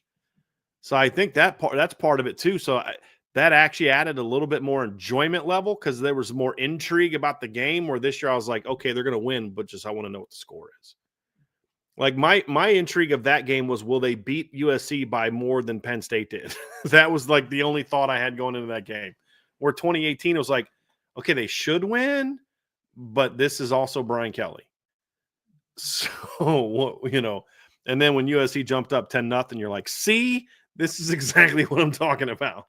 You know what I mean? Another game where Brian Kelly's team didn't come to play. So I think that kind of factors into it a little bit as well. Sure. Buy, sell, hold, your fan enjoyment level from the start of ND's season through the final snap of ND's final game of the following seasons to include the postseason 2012, 2018, 2024. It's actually the same sell because 2012 was just such a miserable game. 2018 I'm holding that one because it was an incredibly frustrating game that I felt Notre Dame should have been more competitive in. The 2024 game, I mean, Trev, up until like 2 minutes left in the game, you're like, they've got a shot here. If they can make this 3rd and 11 stop, they've got a shot here. It wasn't until the final 2 plays with the field goal. And I mean, even the lineup for a field goal, like if you can just block this, you still got a shot, 24 was just a more enjoyable game just because they came back from that one. So I'd go buy 24, sell 2012, hold 2018. Yeah, no, I'm with you completely on this one. To me, this is kind of a very quick no-brainer. I mean, if we're talking about the season as a whole, in 2024, they beat the SEC champs in the Sugar Bowl, and they beat the Big Ten runner-ups in one of the greatest games that I've watched live personally in the Orange Bowl. I mean, 2018, after really the midway point of the second quarter, they got ran out of the building. And then 2012, the game was arguably over before the first kickoff. I mean, to me, 2024 takes the cake kind of by a mile, if I'm being real. Buy, sell, hold from B-Jam in 41. Joe Rudolph's task of picking the right starting 5 offensive linemen is more difficult than Freeman's task at picking the starting quarterback. I buy this, Trevor. I do. Especially right now because part of the challenge of what Joe Rudolph is going through right now. First of all, I mean, I guess Marcus Freeman's the ultimate decision maker at quarterback, but I mean, he's going to go with the recommendation of what his offensive staff tells him to go with. But the reason, just with the premise of the question, all 3 quarterbacks are out there. They're all battling. They're all healthy. They're all going through the spring. What makes Joe Rudolph's task even tougher is that he doesn't have Anthony Knapp for the spring, really. He doesn't have Billy Schrouth at 100%. So he can't try some different things with him maybe he would otherwise try. He doesn't have Emil Wagner all the time. He doesn't have Christopher Tarrick. He doesn't have Will Black. So some guys that he doesn't have Ashton Craig. So some guys that would otherwise be kind of battling to kind of figure out this 5, or hey, I think this is what my 5 is. Let me see them play during the spring, and either they play really well or they don't. You'd get to see it, and you'd know. He doesn't get that advantage the way the quarterback coaches and the offensive coordinator does, and the head coach does with the quarterbacks, because they get to see these kids compete every day. And that's obviously a big part of it. So I would buy that. I actually think it is a more difficult task. I think the easier thing is the mistakes he'll potentially will make would be mistakes he would be making with guys who've played a lot. That would be the mistakes could potentially be less damaging than if they make a mistake at quarterback, because if you make a mistake on the offensive line, it's like, okay, you shouldn't start Anthony Knapp at left tackle. But as I've said before, Anthony Knapp's still a good football player. And, you make the wrong mistake at quarterback, you can get you beat a couple times. So, yeah, I'll buy that. I think that's definitely a tougher task. Definitely a tougher task. And for those in the chat that are selling, I'd just be really curious to see why you're selling, because there's a lot to unpack there. So I'd be very curious about that. What about you, Trev? Yeah, I'm going to buy this one as well because, like, one, you brought up the fact that look, all three quarterbacks are now well in the competition. Billy Strauss not really doing stuff with the offensive line right now. Anthony Knapp is not doing stuff with the offensive line right now. We've talked about it before. If Emil Wagner had to, he would, but right now he currently isn't. Your starting center that started last year is not back healthy yet. And then the guy who replaced him the remaining 13 games is no longer at that school. And so I think offensive line does have a little bit more question marks than what the quarterback room does. In a certain light, I understand, like, this is a really close one for me because with the quarterback competition, we've talked all the time about how it's not about what they're going to do in the regular season, it's about their ceiling. And on the flip side, you start talking about like what we perceive Joe Rudolph's, what the blunder might be there. And it's a lot of us believe that Anthony Knapp shouldn't be the left tackle. With that being said, they went 14-1 with Anthony Knapp at their left tackle. And so it's like the margin for error there over the course of the season, I don't think is as big as what it could be if it's picking a quarterback. So in that tune, I could see why people would say quarterback, but I'm still buying this. I still think that it's offensive line because there's a lot more moving pieces. So that's where I'm at. That's where I'm at with that one. Some of the feedback is interesting. So Andrew Gilmore said he's selling because picking the quarterback in the three-way competition is tougher, especially because the schedule is front-loaded. I guess that would depend on how important you think the schedule is to the decision. I don't think it should be. I don't think it should factor in at all. I think in a 12-team playoff, who you play in the first 2 weeks shouldn't really matter. Unless you just don't think unless you think a kid's going to get hurt then. But if he's going to get hurt in game 1 against Miami, he's going to get hurt in game 13 against Georgia, So, but if you are going to factor in the schedule, then I get how that can add to it. So that's fair. Now, an Indy Milton fan, he said that he thinks there's more subjectivity at quarterback, which is interesting. Jason Smith said he's not sure if it's a more important decision, but he does think that it's tougher, which I think is interesting that he said that, because if you're going to talk about who's going to make the more important decision, I think that's quarterback. I definitely think that's the more important decision for a host of reasons.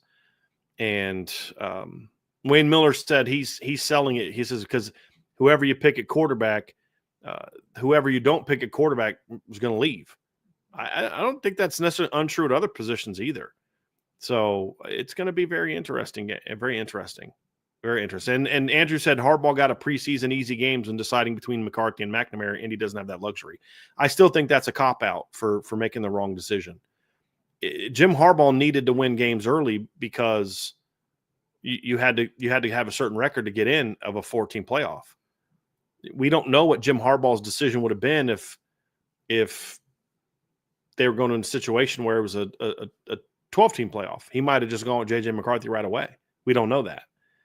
So I think when you talk about a year after you got into the playoff, despite losing at home to Northern Illinois to game 2, I'm not worried about risking a potential loss in games 1 or 2 because if your quarterback's not good enough, if Notre Dame can't go at least 1-1 against Miami and A&M with any of those 3 quarterbacks, then they've got much bigger problems than just quarterback. Much bigger problems. So that's the difference. It's a different world than what Jim Harbaugh was living in 2022. I think way too much is put on who they play in the first 2 games. Yeah. And if that's what Marcus Freeman uses to make that decision or whatever else, then that's a poorly justified argument to play a veteran kid just because he's more experienced. I'll say it again. If the only reason Steve Angeli should start the first game is because he outplays the other quarterbacks. That's the only reason he should start the first game. And it's because you're rolling with him for the rest of the year until he proves otherwise. That's the only reason you start him in the first game. Not just let's get through the first couple games and then we'll be able to groom the younger players. I don't think that's a why. Who outplayed him? I think it'd be a bad decision. By so hold, Drake Bowen will be a captain, but Snead will have the better season. Sell. I buy that Drake Bowen will be a captain. I sell that Jalen Snead will have the better season. I expect Drake Bowen to be their best linebacker, and if he's not their best linebacker, I think it'll be either Kingston or Jaden Osbury. I think Jalen Snead's going to be a heck of a rotation guy, niche player. He's going to be a really good part of this team, but I don't see him being their best linebacker. So would love it if he proved me wrong, but I don't. Yeah, Bowen right now in the linebacker room is really the only bona fide starter. I mean, we don't know what role Jalen Snead is going to play. I think depending on how you look at it, I mean, he might have a better season with sacks, but like that really hasn't been Bowen's role. It could be this year, with a full year of starting under his belt, but season as a whole, I got to sell it. I'm with you. Buy, sell, hold. Notre Dame should eliminate the spring game draft. Fans want to see the players lining up in the spring game. The same lineups we'll see in the fall or close to it. Starters versus starters. That is an interesting submission. I would say my buy or sell depends on the year. In a year like this, I don't really care as much about getting your first team against your first team offense, against your first team defense and things like that, because you'll have kind of done all that. You'll do that in the Jersey scrimmage, but also because you're just not going to have your first team offensive line. You're not going to have your first team wide receivers. You're not going to have your first team secondary. Potentially, you're not going to have your first team Viper. And I mean, you're already going to be without a lot of first team guys. So, and honestly, as a coach, I think there can be some value to seeing how guys perform when they're put in uncomfortable situations. But from a fan standpoint, which is what the question is, I'm sure the fans want to see starters against starters. I'm sure there's something to that, but I guess I'm going to sell it. I'm going to sell it. I think if I was going to say don't eliminate it, what I would say is if you want to do a draft still, but you wanted more continuity, is with certain position groups you're drafting units or duos. So I'm drafting this offensive line or the number one offensive line or the number one defensive line. So like do something like that. Like, okay, guys, here's where you are. You can either have the first team offensive line or the first team defensive line. Pick one. And you know who those guys are. And okay, so if we're going to pick the first team offensive line, that means the other team gets the first team defensive line. So like you could add some intrigue to that. And then running back and quarterback, you could kind of do a draft of just individual players. But like you can draft the corners together, the receivers to, first group receivers together thing. You could do something like that and still have the draft in those years where you want that. You want it to be a little bit different, but I kind of like it. I understand why some fans would maybe think that, but I also think that I'm going to sell that. I wouldn't eliminate it. I'd say if anything, maybe tweak it a little bit. That's what I would say. Yeah, I'm gonna sell it for a host of reasons. One, I personally like the draft. I think it's pretty cool. I think it's a new twist. Also, I agree with the premise of I think it'd be cool to see starters v starters. How much do you think Jeremiah Love is going to play in the blue gold game? How much do you expect to see Leonard Moore in the blue gold game or Drake Bowen or so I mean I think the draft adds a little bit of an extra flavor to it. I agree that I do buy that fans would want to see it more. But again, like this is like the final spring practice for Notre Dame. Like this is still a football program. Like they still have to get stuff out of this. Not saying that they wouldn't if it was just starters v starters, but you do kind of have to balance a little bit of, okay, we got to make sure the fans, Marcus Freeman talked about giving back to the community. That's been so awesome. But the blue gold game can't just be a total show for the fans. Like they do still have to get something out of this practice, which is why I'm happy that they are still doing a blue gold game for the fans. But yeah, BJ, I get where you're coming from, but again, when you compound all those things, and I don't know how much the starters are going to play that much. There's going to be players that I'm going to want to see. D-line, I'm going to keep a close eye on in the blue gold game, but I don't know how much you're going to see Emil Wagner in the blue gold game. The kid just played 1,000 snaps last year. I don't know if there's anything that he's going to go do in the blue gold game that you're going to learn something about him that you didn't learn before. And so that's kind of where I'm at. Buy, sell, hold again from B-Jam in 41. The Eagles or the Ravens would be smart to draft Riley Leonard. Buy for two reasons. Number one, looking at their depth charts, I don't think either of them have like no-brainer, really good backup quarterbacks. And number two, you'd be drafting. I mean, it's going to be hard to ever draft a backup quarterback that can run the offense the same way your starters do, especially Baltimore. It's going to be really hard to have a quarterback that can where if you lose Lamar Jackson for a period of time, you're going to have to completely change your offense. Either a guy can't throw, like you're going to get like what was a kid from BYU a couple years ago that was a really good athlete but couldn't really throw. You know what I'm talking about, right? The guy that was with the Saints. Taysom Hill. Taysom Hill. Yes. But you get a guy like Riley Leonard, he's not Lamar Jackson, like at all. But what I'm saying is you don't have to completely revamp your offense if Lamar goes down schematically, stylistically compared to what some other things are going on. So I would yeah.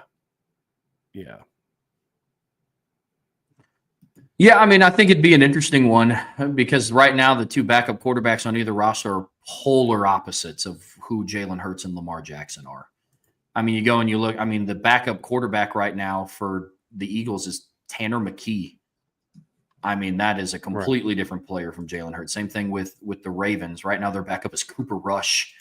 Not the same player as Lamar Jackson. Not saying that Riley Leonard is, but you know, I think that's interesting. One team that I do want to see Riley Leonard go to is the Colts. Like, I think he fits the mold of exactly who's in that room. I mean, Daniel Jones, Anthony Richardson. I mean, right now there is no secure starter in that room. And so I think that one could be another interesting mix. But yeah, I mean, if he gets picked up by either of those teams, it would strictly just be to like, hey, dude, you're just going to be the backup. I mean, Jalen Hurts is 26, Lamar Jackson's 28. And so I don't think it'd be to come in and compete in any capacity. But yeah, I mean, for the state of their roster, I think it'd be a good move. Buy, sell, hold from Real Irish 1988. Marcus Freeman will let Coach Denbrock make final decisions on offensive line, if not up to the standard being he has coached it and is the offensive coordinator. Buy. Yeah, I mean, I think that's a buy. Yeah. If Mike Denbrock believes strongly in that a guy should be playing, he'll have the freedom to do that because he's the offensive coordinator, yes.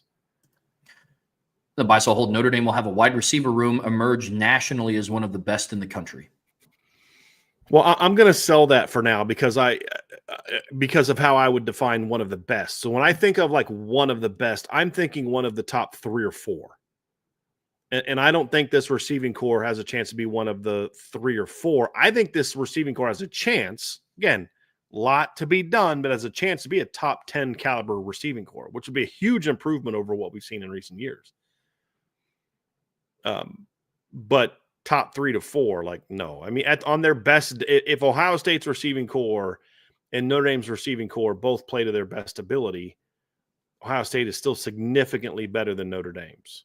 That type of thing. And there's a couple other teams like that. So no, I would not say it can be one of the best if you're talking top 3 to 4. But if you think it could be like, if you were to say Real Irish, Notre Dame will have a wide receiver room that could emerge as one of the 10 to 12 best in the country by the end of the year, I'd be like, okay, I'd buy that. I could buy that. Yeah. Yeah, you and I are in the same boat there. We actually had a conversation about that a few shows ago, just talk about where we believe them to end up. And we both said at the end of the year, definitely somewhere in the top 10, but in that like 7 to 10 range. And so, yeah, I'm with you completely.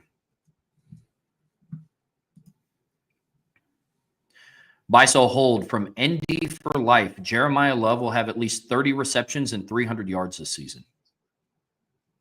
Yeah, that's an easy buy for me. Yeah, I mean, he was close to that last year. Yeah. He was at 28 catches last year, was just under 10 yards a catch, I believe. So he was at 28 for 237, so 8.5. So the yards will need to go up a little bit, but I think it will. Yeah, I'll buy that. Yep. Agreed. I just went back through and I watched some old Penn State highlights from this last season in the Big Ten championship game. I think they're going to do some things with him out of the backfield this year, especially with Sider in town. It's going to be fun. But yeah, absolutely buy that. Aeneas Williams, buy, sell, hold, will have 300 rushing yards and 200 receiving yards. I buy the receiving yards. I'm not sure that I buy the rushing yards just yet. I mean, he had 172 last year? Let me look it up real quick. 219 rushing yards last year in 15 games. I don't know that he's necessarily going to carry the ball more this year. It's possible. I mean, I'll buy it as a possibility. It just depends on, like, if he wins the third down running back job that he had last year, his production won't go up a ton in the run game unless he's also still the third running back. And I don't know that he's going to be the third running back this year. It could be Kedron. It could be Jabron Payne, and he's still the third down back. So that's why I am not sure. I'm not comfortable buying that one just yet. I'll buy it as a possibility, especially the way he finished the season. But I'm not super comfortable buying that one. Yeah. Yeah, I'm more apt to buying the receiving yards than the rushing yards, which is crazy considering he finished the season last year with 219 rushing yards, and Riley Leonard won't be taking away some of those carries on third down either. Mm-hmm. But yeah, I'm with you on that one.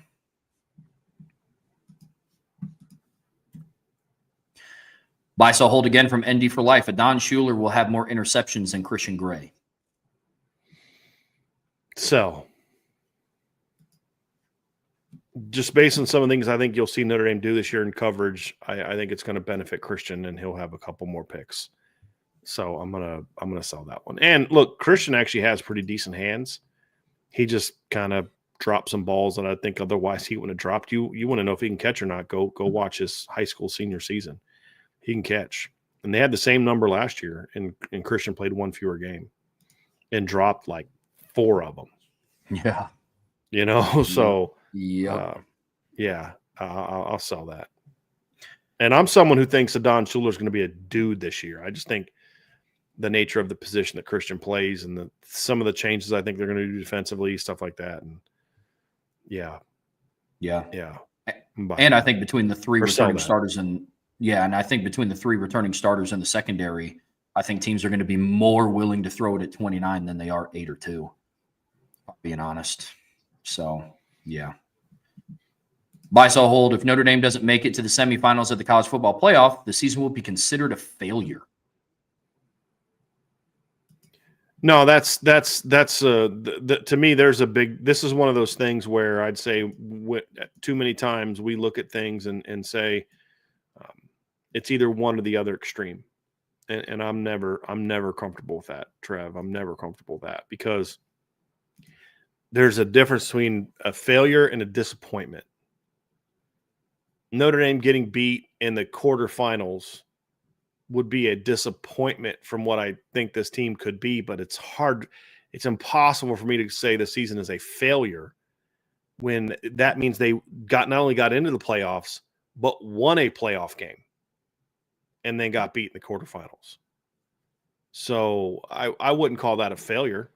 I'd also need to know who they play, but I wouldn't call that a failure. I'd say it's a disappointment from what this team's the potential of this team is, assuming they're not beat up with injuries again, but I wouldn't call it a failure. So I'm selling that.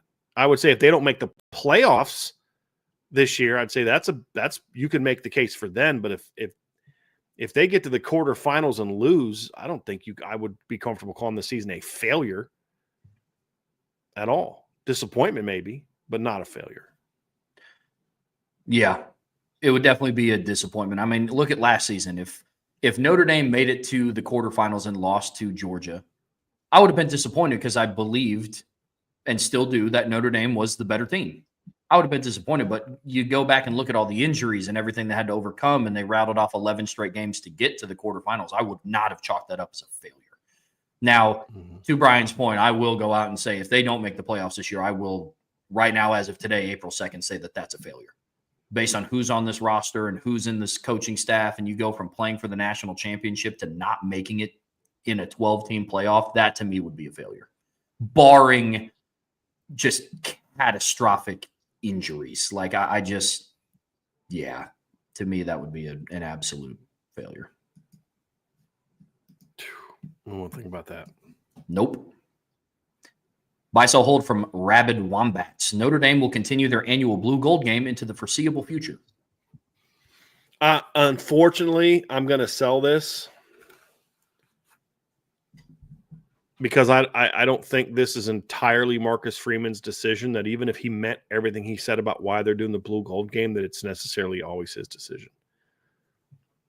So, yeah, Trevor, I've never wanted to be more wrong about a response than this right here, but I'm going to sell this. I think Notre Dame is eventually going to follow the lead of other schools and eventually get rid of their spring. I mean, look at the practice access we got this spring. Not only did we get fewer opportunities, but they even took a period away from how many we used to get. And then we get one full practice. I just don't think they care as much about that. And I don't think that the school, like Marcus Freeman's comments about the fans being so important to the blue gold game, shows me that he cares more about the fan experience than the school does by 1,000 miles.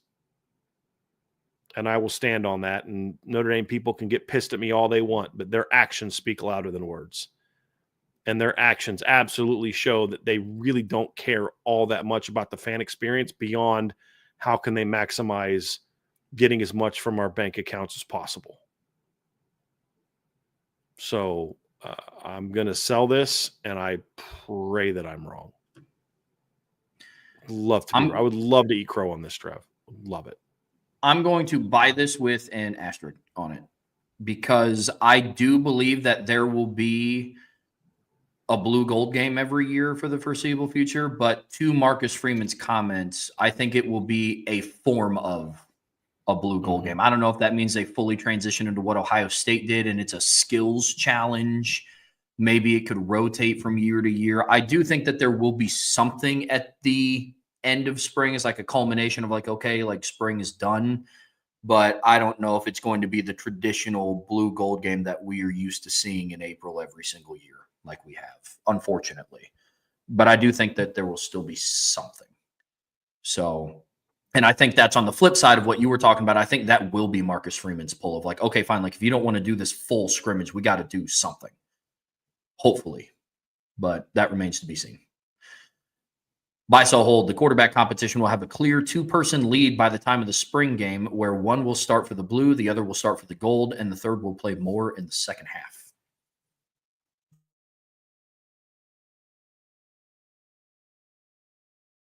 Sell. From what I've heard, I don't see a scenario where Steve Angeli's not at the competition by the end of the spring, even if he's getting completely outplayed by the two younger guys. I think his experience will warrant him going into the fall in the battle. And from what I've heard about how CJ and Kenny have performed this spring, I don't see either one of those two guys eliminating themselves either. Being eliminated, I should say, either by the end of the spring practices. So, no, I'm going to sell that. I think they're all three going to be in the spring. Now, I'm not guaranteeing that they will all come back in the fall and continue the battle. Someone may eliminate himself by transferring, but I think that person would just be kind of making a gamble, a bit of a bet based on, okay, I think this is going to be here or there or whatever. But I don't think it'll be a situation where one of those three guys is completely out or even close to being out. Because I think the guy who has the chance of being outplayed the most is going to stay in it just because of his experience. Yeah. Yeah, I'm with that completely.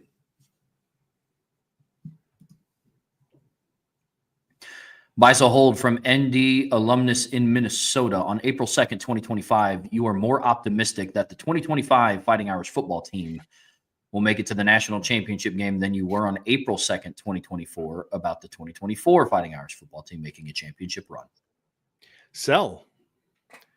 Couple things. Number one is, Trev, I was very high on last year's team. Like, count me shocked for them making it to the title game after the first week of September when they were 1-1 and did lost to Northern Illinois. My confidence is more shook then. So if you're saying I'm more optimistic on April 2nd, 2025 that they're going to make the title game than I was on September 8th, during the show of 2024, I'd say, yeah, I'm more optimistic now. But I was very optimistic about last year's team. But the other part of it too is I think there's that last year I thought that I said this is a down year in college football.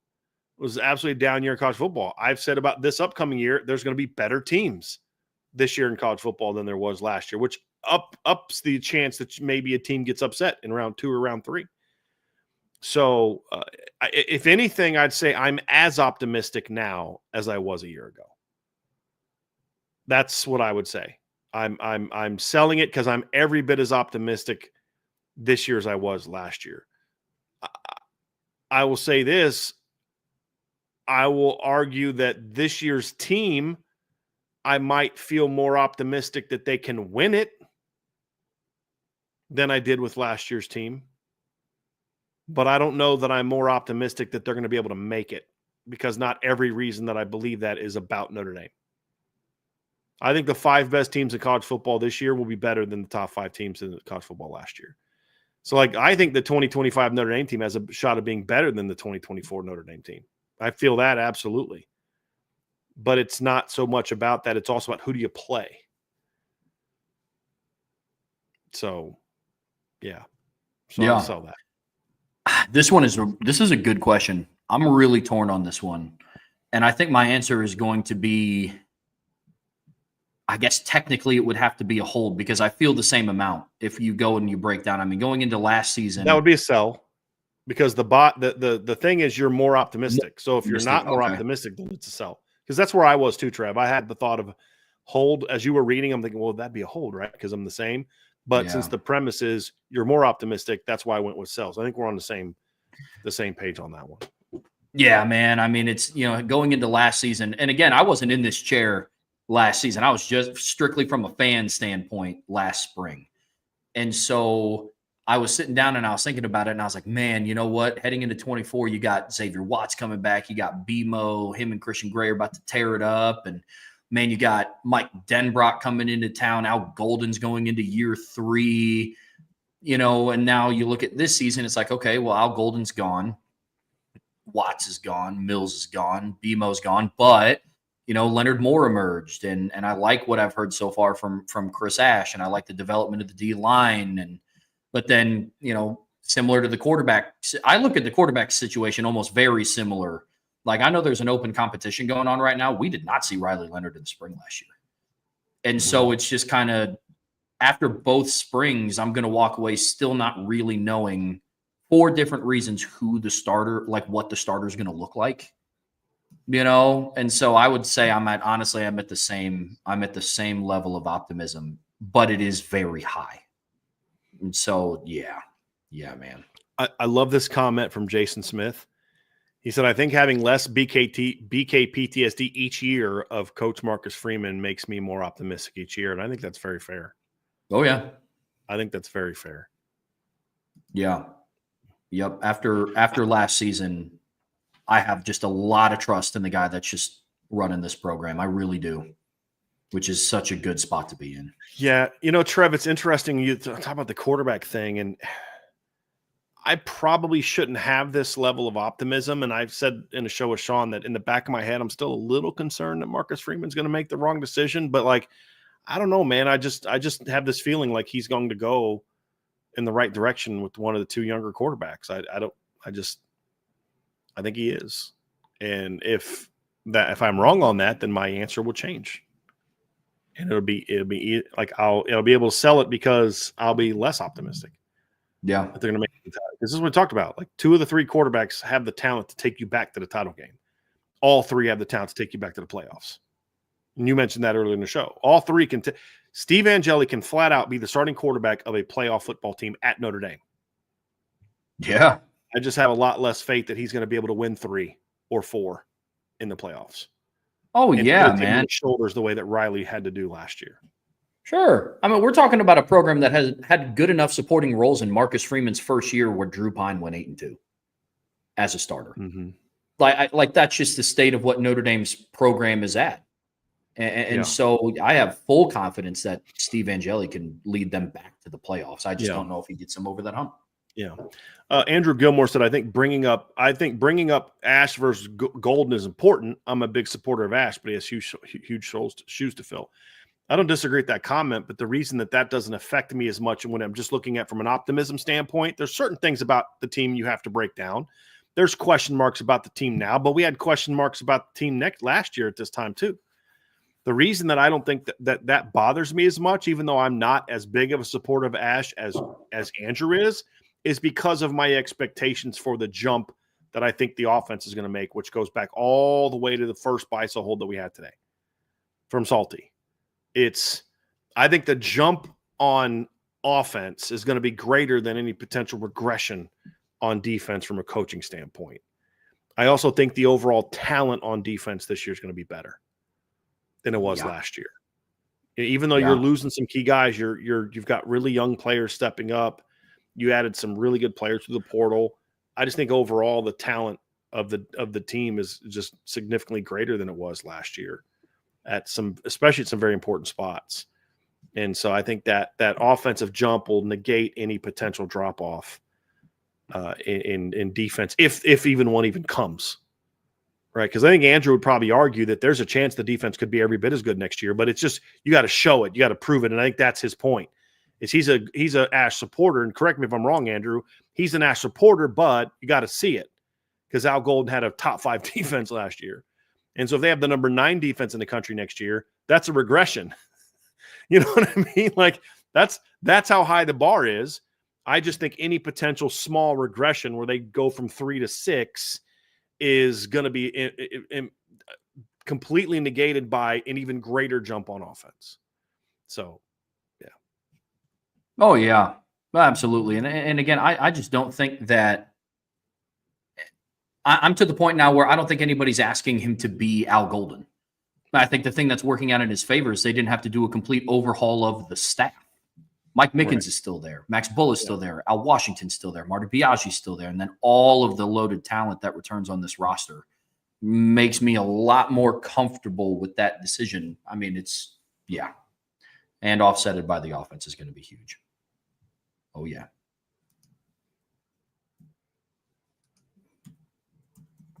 And we're having it. No. I don't understand like what causes that to just randomly happen in the middle of a show where it just decides it doesn't want to work anymore. Just really odd.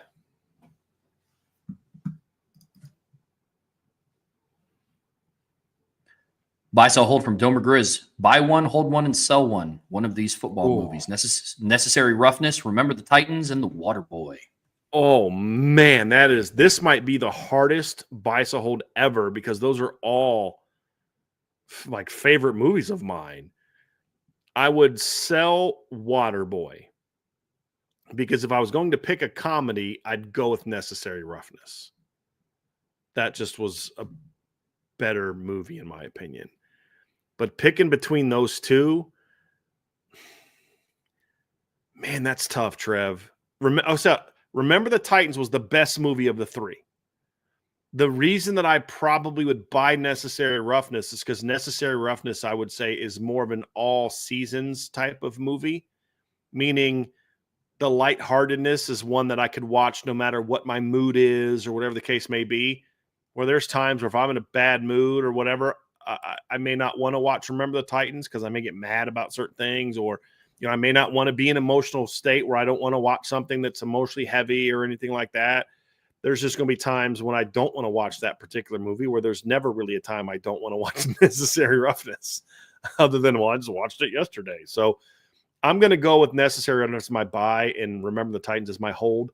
But I just want to make clear, if we're just talking about ranking the movies, Remember the Titans is the best movie of the 3. But I usually go towards comedies if I can be on a strand, you're stranded on an island and you can only have this one thing. If I can only have one genre of movie stranded on an island or whatever, I'd want comedies as opposed to anything else. So, yeah. And if you've never seen Necessary Roughness, fix that. It is it's an older movie. It's from the 90s. It's got Paul Bakula, Sinbad, Alvin, the guy that played Alvin Mack in the program was a wide receiver on this team. The guy that played Latimer in the program was also in this movie as one of the football players. Jason Bateman was in it. Great movie. Super funny. Robert Loggia is a defensive coordinator. It's just a great movie, man. Loved it. Love that movie. So yeah. Have you ever seen Necessary Roughness, Trev? I have. Okay, good answer. Good answer. Yep, I have. Shows wisdom in your youth. I'm gonna. You know what? We're getting there, buddy. We're trying every day. We're going to talk about Tombstone after the show's over with the passing of Val Kilmer. We're going to have a conversation about Tombstone now. You're going to want to see that soon. But yeah. I'd probably go. Oh, man. It's a tough one, man. I'm going to say I will. I'll buy Remember the Titans. I don't want to sell any of them. Right. I'll buy Remember the Titans. I'll hold Necessary Roughness, and I'll sell The Waterboy. I love The Waterboy. It's a good comedy, but it is very, very silly. Yes. Like Necessary Roughness is still a good football movie, and it's funny. It's a genuine comedy, sort of like Harlem Nights, as opposed to like Step Brothers, Waterboy, Billy Madison, which is kind of like Ace Ventura, which is kind of stupid comedy, or I think silly comedy is the way you put it. These are more like serious comedies. Like they're funny, but they're actually like movies that are meant to be sort of, kind of real, more normal movies, I guess is the way to say it, as opposed to silly. Like Will Ferrell movies they're just silly. Some of them are stupid. Yeah. This is just funny. Yeah. Necessary Roughness I'd put on the same plane as like The Replacements. Like it's a good football movie. There's some seriousness to it, but it's still funny. The Waterboy was made like strictly just to be funny. And so yeah. Yep. Yeah. So since we're on movies, just real quick, Trev, we are going to have a conversation that you're going to really want to watch Tombstone like ASAP, since we lost one of the best actors that I of my lifetime. I think in the last few weeks we've lost two just tremendous actors who were some of the best of my life, and didn't always get the credit for it. And Gene Hackman, and then obviously Val Kilmer. Yeah, Val Kilmer's a phenomenal actor, but his portrayal of Doc Holliday in Tombstone is one of the best individual performances I've ever seen, and also is the biggest example of why the Oscars and stuff are just stupid, irrelevant, and I don't ever pay attention to him, because he didn't even get nominated for that supporting actor. Phenomenal. So yeah, we're gonna have to get you to watch that ASAP. You got it. Buy, sell, hold from Mr. Emil Wagner. The ranking of Notre Dame quarterbacks in the 2000s is as follows: 1A, Jimmy Clausen; 1B, Brady Quinn; 3, Everett Golson; 4, Ian Book; 5, Riley Leonard. If sell, what is your top 5? I'm going to sell that, because I'm going to put Brady Quinn 1A. Or I'm just 1. I'm putting Jimmy 2. Jimmy was the best passer, but Brady just had something special. Brady just was an elevator, and Jimmy didn't have the same team around him that Brady had on the offensive line of defense, but Brady's just number 1. I'm going to go Riley Leonard number 3 over Everett Golson. Everett was a super talent. The problem is Everett also hurt the team at times. I mean, the Arizona State game, he fell apart at the end of the 2014 season. Wasn't always his fault. And I think Brian Kelly deserves a lot of that blame, but Everett's career didn't exactly finish off all that well. Numbers wise, was pretty good. Ian Book also was sort of the, a passenger on the bus that went, 12-0, and but Ian kind of had a more steady career. So I'm going Riley Leonard 3, even though he played 1 year. I mean, him getting to the title was more impressive than Everett Golson getting to the title, where you just kind of had to go 12-0 against your regular season foes. Riley had to not only handle the regular season, but you had to win 3 games in the postseason to get there. And that was really, really impressive. So you can make a case that Riley should be lower just because he only played 1 year, but I'll take his 1 year over any year that Ian Book had. And then Everett, when Everett was on, he was tremendous, but there was never that 1 year where Everett was just always on and always healthy. I mean, he missed the BYU game in 2012, and missed the set. I mean, Tommy was the one who threw the game-winning touchdown pass against Stanford, not Everett, because Everett was hurt. So that's why. If I'm picking a quarterback on my team, I'm taking Everett Golson over Ian Book any day of the week. But as far as like how their careers went at Notre Dame, it's hard for me to put him over top of Ian Book. And I'm not a big Ian Book fan, but I mean, at least Ian Book answered the bell every day, every week, his last couple of years. And so that's kind of where I'm at. Yeah, this list, man, I guess it depends on what we're talking about. I mean, how did you rank this, Brian? Like, what were you taking into consideration? Like the passer, success at Notre Dame? Just overall play, overall performance of that player. And, so team success is not the driver for me that it is. I mean, steadiness matters, but like, for example, I'm not putting Brady Quinn over Jimmy Clausen because his teams were better. I'm saying his teams were better partly because of Brady Quinn. Brady was a great leader. Brady was a playmaker. His production was also greater than Jimmy's. I mean, everything he did was measured better than Jimmy, except Jimmy's throws were prettier. Brady was a far better athlete. He was far more productive than Jimmy was. I mean, he had 32 and 37 touchdown passes. Jimmy never threw more than 28. I mean, you could say, okay, if you look at him at the same stage of their careers, Jimmy was more productive because Brady wasn't very good his first couple of years because he played on bad teams. But the 2 years of Brady Quinn, and we have another question about this, were exceptional. And he was the driving force behind that, in my opinion. And if you put Jimmy on the 05-06 teams, they're still pretty good, but I don't know if they're quite as good as they were with Brady. Because Brady could just put a team on his back and just do some things. If you put Brady on some of those Charlie Weiss teams, I think they're better than they were. And part of that was because Jimmy got hurt, and Jimmy also didn't fit those offenses well because he wasn't mobile. Brady was so big and strong, he could have shook off some of those sacks, probably would have been a little bit more durable. So all that factors into it. So it's production. It's about overall performance. Wins and losses aren't ignored by me, but the reason I have Jimmy 2 is because wins and losses are a team thing also. And so I'm not going to sit here and ever entertain the idea that Ian Book was better than Jimmy Clausen simply because his record was better. Because if you put Jimmy Clausen on the 2018 team, I think Notre Dame wins a national championship. If you put Brady Quinn on the 2018 team, I think Notre Dame wins a national championship. I don't know about Everett Golson because we don't know that there wouldn't have been that one game where he implodes in the regular season that keeps him out of the playoffs. Sure. So, yeah. I would go.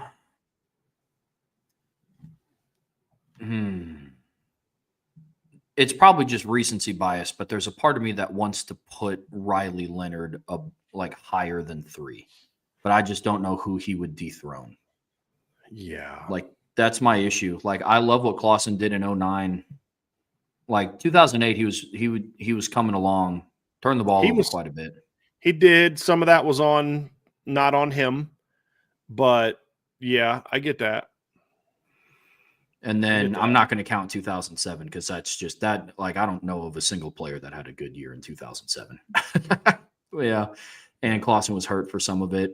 My one issue with Brady Quinn is I loved his leadership and I loved his ability, but in those big games outside of the leadership, it kind of wasn't there. I mean, LSU in the Sugar Bowl, Ohio State. Sure. Well, I mean, the LSU thing, if you actually go back and watch that game, if I remember, I'm going to pull up the box score, but I mean, Brady had a couple balls just hit right out of guys' hands early in that game. And it was 14-14 in the second quarter, and the defense just got rolled. And so I look at Brady's lack of success in those games similarly to I look at Jimmy's lack of success. His team wasn't very good. Because when I look at Brady in 2005 against Michigan, he made some big time plays in that game. I look at Brady against USC in 2005, the biggest game he ever played in. He was brilliant. He was absolutely brilliant. And so Brady against Ohio State in 2005 was really good. He threw for 280 yards. Had some big time throws in that game. I think the LSU game and the USC game, if you go back and watch the 06 USC game, I mean, Raymond McKnight just flat out I don't want to be too harsh on him because I liked Rama, but the reality is he just flat out had some balls go through his hands, and Brady was, some of those games they got blown out. Brady was the only thing that team had those days. So that one's a tough one. I actually thought Brady in some of those games performed really well. I mean, Ohio State, he went 29 of 45 for 286 yards, didn't turn the ball over. His offensive line didn't help him a whole lot. He had a couple balls early in that game that were just, man, they were beautiful balls. I mean, they were just great throws. So I've heard that before, Trev, and I've never bought that. Like Michigan in 06, it didn't matter who they put at quarterback. They're going to get murdered that game because their defense sucked and their offensive line got abused. Didn't matter. You could put Joe Montana from the Niners at quarterback in that game, and they were going to get killed that game. You know, but I also say, like, you put anybody else at quarterback against UCLA and Notre Dame loses that game. Sure. You put, you know what I mean? That's kind of, that's where I say the record and the results I don't put at the top of that list. Otherwise, you're going to have to put Ian Book number one. Not you. I'm talking about people who overplay wins and losses. So, yeah. But I think what you're saying about Riley is why I have him over Ian Book and Everett Golson. Because he elevated that football team. Some people never forgive him for what the Northern Illinois game. I think that says more about you than it does about Riley Leonard. Sure. You as a person that does about Riley Leonard. But, yeah, Brady Quinn was you won a lot. I mean, there's a lot of games Notre Dame won in his last 2 years that I don't know that they win the way they do if you have somebody else quarterback. Just because the way the team rallied around him and the plays that he made. You know, yeah, it's kind of where I'm at. No, it's fair. No, it's fair enough. Yeah, I mean, if I had to make a list, I'd probably go then Quinn, Clausen, Leonard, Golson, and Book. Like, I put a lot of weight on how quarterbacks play in big moments. Sure. And in his 5 years, Ian Book played really well in the big moments, like against Clemson in 2020. Like, a lot of his stats from 2019 came against not good competition. You know, and so that's even that 2020 game, Trev, he played well early and late. He was awful in the middle. Yeah. And his fumble is one of the things that allowed Clemson to come back. And his poor performance now he did step up when it mattered most, but like, and we've talked about this. They were missing 3 defensive starters because of COVID that game. Mm-hmm. And then when Clemson was healthy in the ACC title game, like to your point, Trev, his performance in the ACC title game completely negates what he did in the regular season at home. Yeah, completely negates it. Yeah, absolutely. Like, what's the USC game for Ian? When you talk about big game, like there isn't one. Yeah, you know, and that's the frustrating thing. Yeah, for sure. Very frustrating.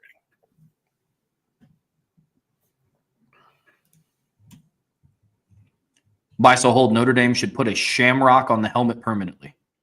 I have never sold something with far more vigor and certainty than saying they should permanently put a shamrock on the helmet. I've said before, Trev, I'm not opposed to putting a shamrock on the helmet at times. I'm not doing it permanently. Never, never, never. Sell. I'm the dudes at the end of Trading Places. Like, I'm selling. Sell. You know, like selling. If you haven't seen Trading Places, another movie you need to. I'll add it to the list. I will add it to the Aykroyd list. It's got Dan Aykroyd, Eddie Murphy. It's got Jamie Lee Curtis. Great movie. Great movie. I mean, I'd be for this if it was like on like the little white part in the back or something. Well, they already have that. They already have a shamrock on the back of their helmet. So, well, then there you go. Yeah. But I think he's referring to here. Yeah. As like the side logo. Yep. No, I'm good off that. So, buy, sell, hold. Malachi. Andrew says sell, but the road jersey against Michigan 10 years ago were cool. That's why we've said before, in certain shamrock situations, I like that. I thought that was sweet, but not permanently and not at home. Yeah. Go ahead, Trev. Man, I think one of the last times they did that was a really painful loss, and I don't know if they've put a shamrock on the helmet since. So I'm okay if they leave it off. So I have to think about that. Yeah. I'm not saying that there's a causality behind that. I'm just, Buy, sell, hold. Malachi Fields will be the most impactful non-quarterback transfer in the Freeman era. Ooh, I'll buy that. I mean, right now we're talking Javonte Jean-Baptiste. You're talking about the two nickels, Jordan Clark and Thomas Harper. I mean, I know he didn't make a lot of plays from a receiver standpoint, but the play he made in the Georgia game alone made Jaden Harrison worthy of being an impact pickup in the transfer portal. Yep. In the Freeman era. So, I mean, there's been some good transfer portal pickups, but yeah, I think Malachi Fields will be the most impactful non-quarterback transfer in the Freeman era. And I would argue he has a chance to be the second most impactful overall behind only Riley Leonard. Yeah. Yeah, I'm with that. You buy that as well then, Trev? Oh, yeah. Yeah, I mean, up to this point, the entire Freeman era, I have no idea what the future holds, but up to this point, yeah, absolutely. Non-quarterback for sure. Buy, sell, hold from the names Isaac. If Marcus Freeman wins a national championship, Notre Dame will build a statue of him after his first championship. No, sell. They won't build They shouldn't build a statue of him until after he retires. Muffet McGraw won 2 titles. She didn't get a title until after she retired. Lou Holtz won a title. He didn't get one until after he retired. So, no, I mean, you don't build first of all, I'm not a big statue guy, period. You know my stance on that. But if your policy is to build a statue for a coach after he retires, what did Marcus Freeman do if he wins a title that's greater than what Newt Rockne did or Frank Leahy did or Lou Holtz did, or, you know what I mean? Now, if he wins his 4th and you're like, all right, he ain't slowing down, we need to build a statue to this guy, maybe we can talk about it then. But no, I'm not a big fan of building statues for coaches, especially coaches who are still active. I just, no. Yeah, I can't do that one. Thoughts, Trev? Yeah, I'm with you, man. Look, I don't think statues should be built until after somebody retires. I mean, Nick Saban didn't even get a statue at Alabama until after he retired. I mean, he's the greatest coach of my generation by kind of a lot. So, yeah, I don't know. Selling this, especially not after the first one. Buy, sell, hold from PJC 1122. In honor of the argument made by someone recently on the board that Brady Quinn was an average quarterback at Notre Dame, buy, sell, hold, Brady Quinn is Notre Dame's best quarterback since Tony Rice. There was literally someone who was arguing vociferously that Brady Quinn was an average quarterback. And he's using the same talking points you were, Trevor. Didn't have the big wins and all that kind of stuff, which I think if that's all you're pointing to, you have bad argument. But yes, that's an easy buy. Yes, Brady Quinn is the best Notre Dame quarterback since Tony Rice. And I don't know that it's all that close. With all due respect to Rick Meyer and Jarius Jackson and Jimmy Clausen and guys like that, I don't think it's all that close. Yeah. What say you, Trevor? Yeah, I don't have a whole lot of difference of opinion here. I mean, it's also, if we're talking just wins on a resume, again, when you're talking about the quarterback position, I think there's just multiple different avenues that you have to evaluate. Because if you just talk about success, then Riley Leonard also has to be in that conversation. As much as people don't want to hear, because he's also the starting quarterback that lost to Northern Illinois, he's the first Notre Dame quarterback that brought a major bowl win in 30 years. And so I think that has to count for something if your argument is just wins. Which mine isn't. But, right. Not yours personally as Brian Driscoll, but you in general, whoever's making this argument. But then it also can't just be strictly passing stats, because Tony Rice did not put up a lot of big passing stats. Right. The game was different then. And so that's why I would rank Tony Rice ahead of Brady Quinn, by the way. Yeah. Because to your point, Trevor, I'm not putting Tony on there just because he won, had a better winning percentage, but it's did you impact the game?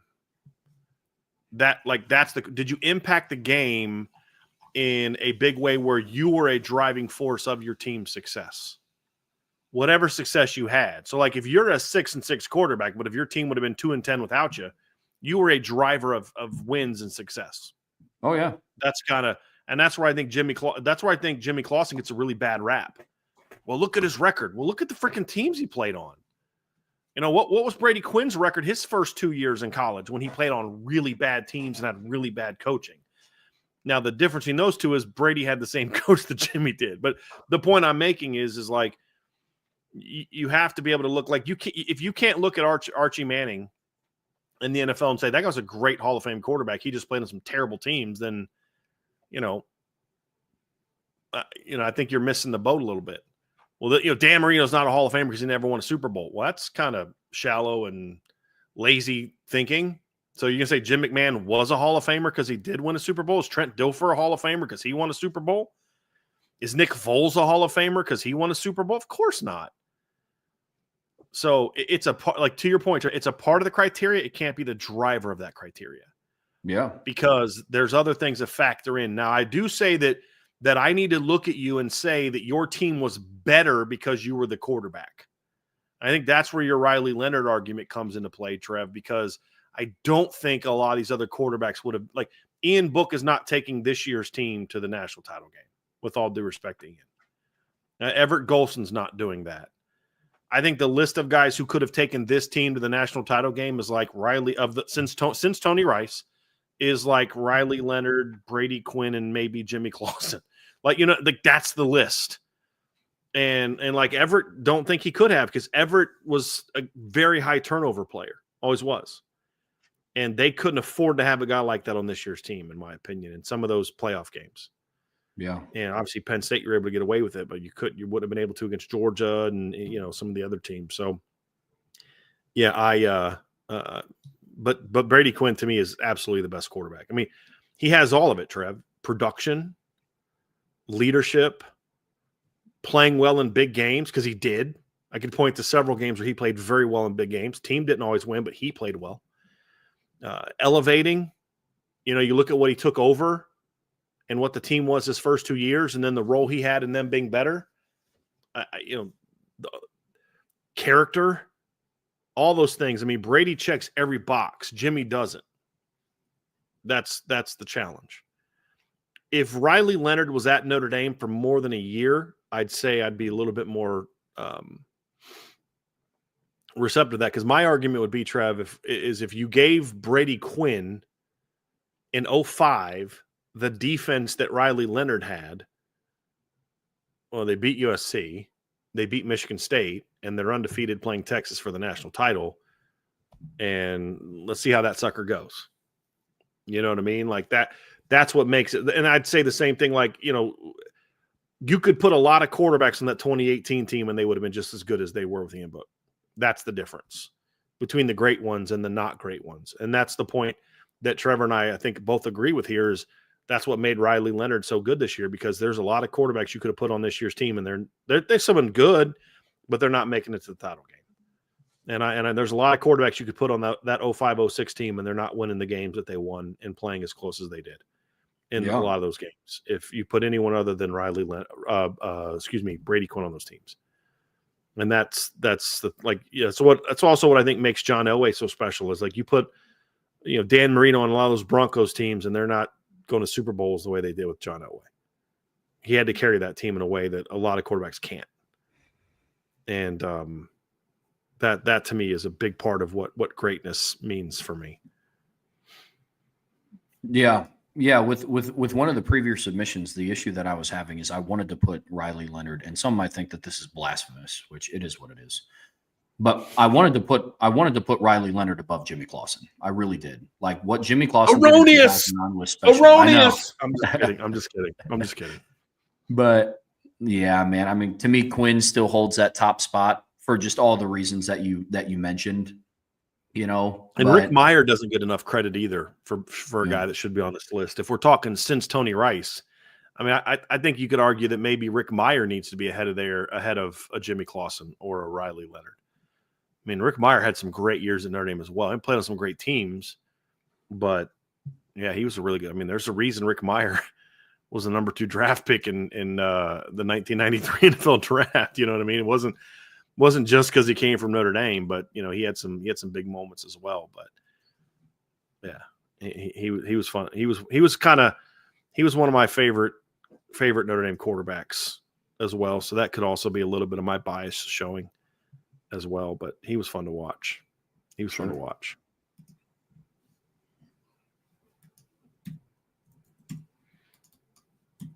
There we go. Okay. Buy, sell, hold from Lucky Duck 512. If Charles Jagasaw never gets hurt, the conversation around Joe Rudolph and the offensive line this spring is vastly different and more positive. That's probably a buy. I think vastly different might be a tad too strong, but I'll go with it. And yes, I believe that's the case. I believe that's the case. I mean, we talked a little bit about that yesterday, Trev, but yeah, I think that's the case. I'll buy that. Yeah, I'm going to buy it too. Yesterday, we talked about how, like, the Jagasaw injury, potentially, we don't know what goes on behind closed doors, but, you know, it potentially set off this chain reaction of, you know, who knows? Like, does Sam Pendleton start at left guard, you know, if Charles Jagasaw is starting? Does Anthony Knapp end up moving inside, like how Coach Rudolph himself said that he thought that he projected more to, you know? And so you never know what that looks like. So, I mean, potentially, but I think a lot of people, when they talk about the offensive line this offseason, their biggest gripe is with what's going to happen at left tackle.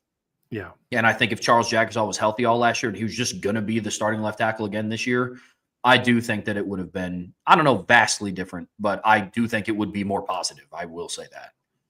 That's for sure. I want to respond to something. I loved Kevin McDougal, but I think the myth of Kevin McDougal, and again, one of my favorite players. I loved Kevin McDougal as a player, but the myth of how good he was, I think, has grown far beyond the actual player.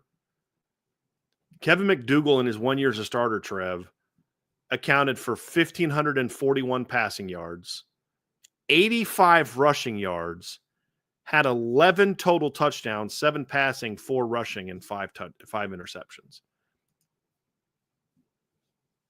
Like that guys, like, I loved Kevin McDougal. We need to stop trying to put Kevin McDougal on the same level as like a Rick Meyer, a Tony Rice, a Jarius Jackson, Brady Quinn. Like, he counted for 11 touchdowns and barely over 1,600 total yards. Like, no. And now he ran that offense extremely well. He got the ball where it needed to get to. He was really good running the pitch and all that kind of stuff. But no. And the starter to begin the 2007 season was Demetrius Jones started the Georgia Tech game in 2007. So, yeah. Loved Kevin McDougal, and I hate even saying this, but when people start talking about Kevin McDougal, it's just like, we've turned Kevin McDougal into something that he wasn't. I hate saying that because I absolutely loved him as a player. When I was a 15-year-old, like, I have to tell you a funny story about Kevin McDougal off the air, Trev. First time I met him in person. Kind of met him. But, yeah, anyway, go ahead. Next one. Buy, sell, hold from Lucky Duck 512. Armel Mukam has a breakout season and becomes a big-time player late in the year and throughout the playoffs.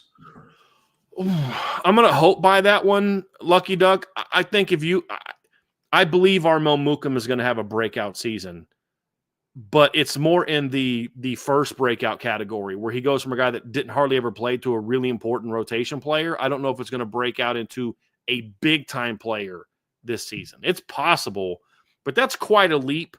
Like, Isaiah Foskey had that build season in 19, or 20. It was in 20. He had, went from not playing a whole lot as a freshman to 4.5 sacks as a sophomore. Then he had his back-to-back double digits. I just feel like most guys, not all, most guys kind of have that build season before the real breakout comes. I think Armel could be a breakout player each of the next 2 years because of the way that we define breakout, meaning like there's the different levels to it. So I buy that he's going to be a breakout player this year. I'm not sure he's going to be at the level where he becomes a big-time player this season. But I'll say this, if Lucky Duck is right, or if I'm wrong, I should say, in selling that second part, because I'm buying the breakout part, but selling that breakout looks like that. If I'm wrong on that, this defense is going to be nasty. Because if Armel Mukam starts even remotely close to tapping into his 5-star potential, which is what we gave him coming out of high school, this defense is going to be crazy good. Could you imagine Armel tapping into his potential on the inside with Gabriel Rubio and Heinisch and Onye and Jared Dawson with Boubacar and Bryce Young and Burnham and Junior and Patelho and Logan Thomas on the edge. Are you kidding me? Holy moly. That would be fun to watch. Oh, yeah. I view this conversation very similar to when we talk about Cam Williams on the offensive side. Do I think they'll have a breakout season? Yes, but I think it's going to be respective to two players that didn't play a whole lot of meaningful football last year. In Cam Williams' case, he played in 1 snap total last season. And so, yeah, do I think he has a breakout season? I do. Becomes a big-time player late in the year. Again, depends on your definition of big time. But I will buy that he does have a breakout season relative to himself. I don't think Armel is going to be a guy that comes in and, through the playoffs and late in the year, I don't think he finishes the year with, 6.5 sacks and 10 tackles for a loss. Like, I just don't think that it would be that.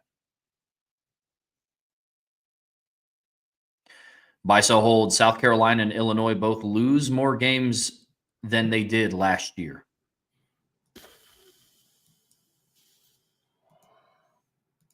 South Carolina went 9-4, right? Yes. And then Illinois went 9-4 also. Did they go 10-3? I'm looking up standings from last year. They went 10-3. I'm going to sell that. I think right now, the way I'm projecting both those teams, I think they're about where they were last year. Obviously, I'd be more comfortable saying that South Carolina will get there because they had a worse record. So there's more room for them to make some mistakes. But I'm gonna sell that. I'm gonna sell that. I like those teams coming back this year. Yep, I'm with you. Buy, sell, hold. Marcus Freeman will win a title before Brian Kelly wins a playoff game. I'm gonna buy that, but not with incredible certainty, because there's a chance Brian Kelly could win a playoff game this year before Marcus Freeman has a chance to even play in another title game. There's a chance it could happen in the same playoff. But Trev, as you know, I have some reservations about where LSU should be ranked because there's a lot they need to prove. But I've also said this team might be his best chance to make a run because this will probably be his most balanced team on both sides of the ball. Where they were so good on offense 2 years ago, but their defense was Brian Van Gorder-esque in 2023. This year's LSU, 24 LSU, the defense they had in 24, if you give that defense to Jaden Daniels, they're making a deep run in the playoffs, in my opinion. Deep run. Yeah, I'm with you in the same light here, man. I'm higher than most, I would say, on how well LSU is going to do this season. And I just, based on how things play out, Brian, to your point, there's a chance that Brian Kelly wins a playoff game before Marcus Freeman has a chance to win a national title again this season. So I'm going to sell it, not with much conviction, because when we came out with our IB way too early top 25, we basically talked a lot about LSU because that was one of the teams that we had the biggest gap in. And the consensus that you and I came to, Brian, was that you kind of took their floor and I took their ceiling. And they're going to be somewhere in that mix. And I just, look, if you tell me that LSU misses the playoffs again, am I going to be overly shocked? No. But if you also told me that they went and won a playoff game and they're playing in the quarterfinals, would I be shocked? Also, no. And that's kind of the margin for error for that team that I see this year. And also, just because I watched him coach Notre Dame from 2010 to 2021, Brian Kelly is just always randomly due for a season where he'll do something. Then, yes, I understand. But when that doesn't mean win a playoff game. That's agreed. Right? That's the problem. But if they get a home game, though, Trev, that'll make it easier for them to win a playoff game. Yeah, I would say this. I'd feel respond to this, Trev. If the question was Marcus Freeman will win a title before Brian Kelly wins a neutral site playoff game, I would buy that easily, not even think twice about it. Yeah. Because the first round game is a little different than the second round game where you're playing a team more on your level. I want to respond to something else before we move off the LSU thing. Andrew Gilmore said LSU's AD isn't helping starting the season at Clemson. I want to respond to that, and then I want to respond to Insured by Big's response. I disagree with that. I think that too many fans are like Andrew's response is that's Lincoln Riley-esque. I think playing a team like LSU or Clemson in the beginning is good for a team like LSU because you find out right now what your weaknesses are and what your strengths are as a team. And then you have some build-up games to get ready for conference play. As we saw this year, there were some 3-loss SEC teams really close to getting into the college football playoffs. Very close to getting in. If LSU loses to Clemson and only loses one more SEC game, they're in the playoffs and they're hosting. And I think that's good for them to have that kind of game early in the year. So I disagree on this notion of schedule soft to get into the playoffs. I strongly disagree with that. Because what happened to some teams is you schedule soft, and then when you finally get into league play, you don't realize that, hey, we weren't ready for all that. The response from Insured by Big, he goes, those games are scheduled years in advance, right? How long ago would that game had to have been scheduled where Clemson at Clemson to start the season was not going to be brutal? I mean, we got to go back to what, like 2009? I mean, from 2011 on, Clemson every year was going to the Orange Bowl, the Peach Bowl, they even the games they lost, like they lost to West Virginia 70-30 something, but that was still the Orange Bowl. Like the next year they beat Ohio State or they beat LSU in 2012 in the Peach Bowl. 2013 they beat Ohio State in the Orange Bowl. 24 they beat Oklahoma in a bowl game, and then 2015 started the run. So how long ago would that game have had to be made that's the case? And so it's just this notion that, and then though the last two champs disagree, that's so lazy. So lazy. Ohio State's an established program, right? But they also lost 2 games. Why did they lose 2 games? Because they weren't challenged early in the season. So this whole notion that it's so lazy. You take the anomaly, which is Michigan, and try to pretend like that's what every team should be in a 12-team playoff.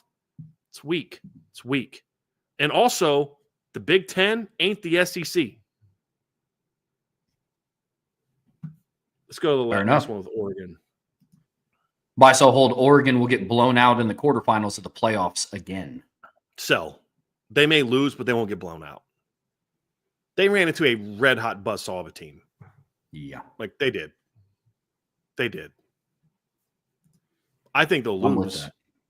Yep. I think they'll lose, but I don't think it's going to be like that. Yep. Outside of the Big Ten championship, there's nothing that says that Dan Lanning wins that game.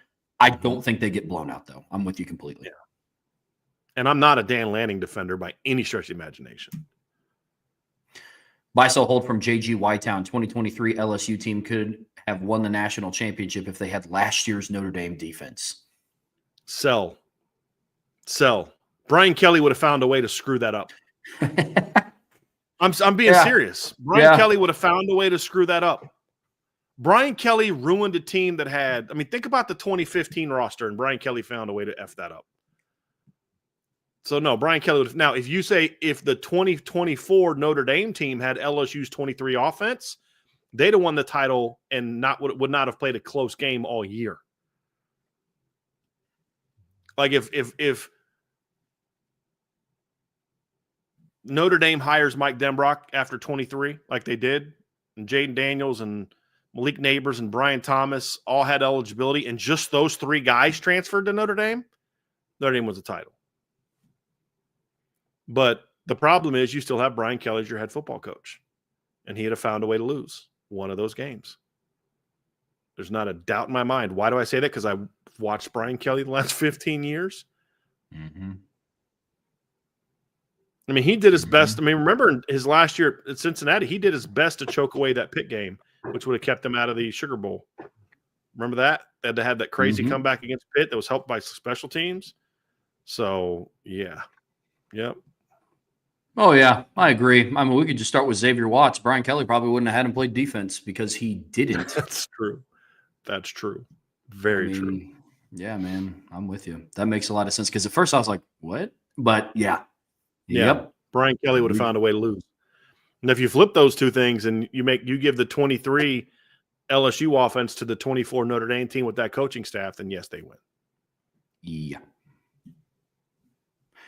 Buy, sell, hold again from JG Whitetown. If Notre Dame's offense passes for 3,500 yards and runs for over 3,600 yards and averages holding teams to under 16 points a game on defense, Notre Dame will return to the national championship. Oh, gosh. I mean, I think they win the national championship. If that's what they do, yeah. Yes. Yeah, that's a title-winning team. There's no doubt. Yes. Yeah, I'll give you that. I love that scenario. Bye. Absolutely. If he just said, if he would have just said Notre Dame throws for over 3,500 and runs for over 3,600, they win the championship, I'd be like, well, I need more context, right? Because you and I were well, does the defense take a step back? Is the defense just as good? If the defense holds teams to 16 points a game, that's basically exactly what they were last year. Yep. But now the offense is way better. You're throwing the ball better. You're running the ball better.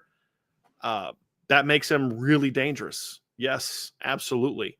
If you'd have just said, hey, Notre Dame's going to once again hold teams to 16 points or less, I'd say, well, I need more context. How are they on offense? How are they on, but you put those two together, whew, heck yes. That's an easy buy. I love that one. That one's got me excited. Yeah. Oh, yeah. Buy, sell, hold from Isaiah Lehman. Notre Dame will have 3 All-Americans next year. Buy. Yeah. I think Jeremiah Love. I think they'll have one other offensive player that'll be an All-American, whether it's an offensive lineman, maybe a breakout from Eli Raridan, maybe a receiver breaks out. I'm not going to cheat and say freshman All-Americans. I'm going to go with, actual All-Americans. And then defensively, you're going to have a shot for one of your linebackers to make it. You've got 2 DBs who could potentially make it. Maybe one of your defensive linemen has a breakout year. So, 3. I'll go with that. Maybe Noah Burnett has a big year kicking field goals because Notre Dame's scoring a ton of points or something. I'll go 3. I'll buy that. That's a fair number. Yeah, I'll definitely buy that. I mean, with all the players that you listed off, for sure. Buy, sell, hold. Jeremiah Smith wins a Heisman.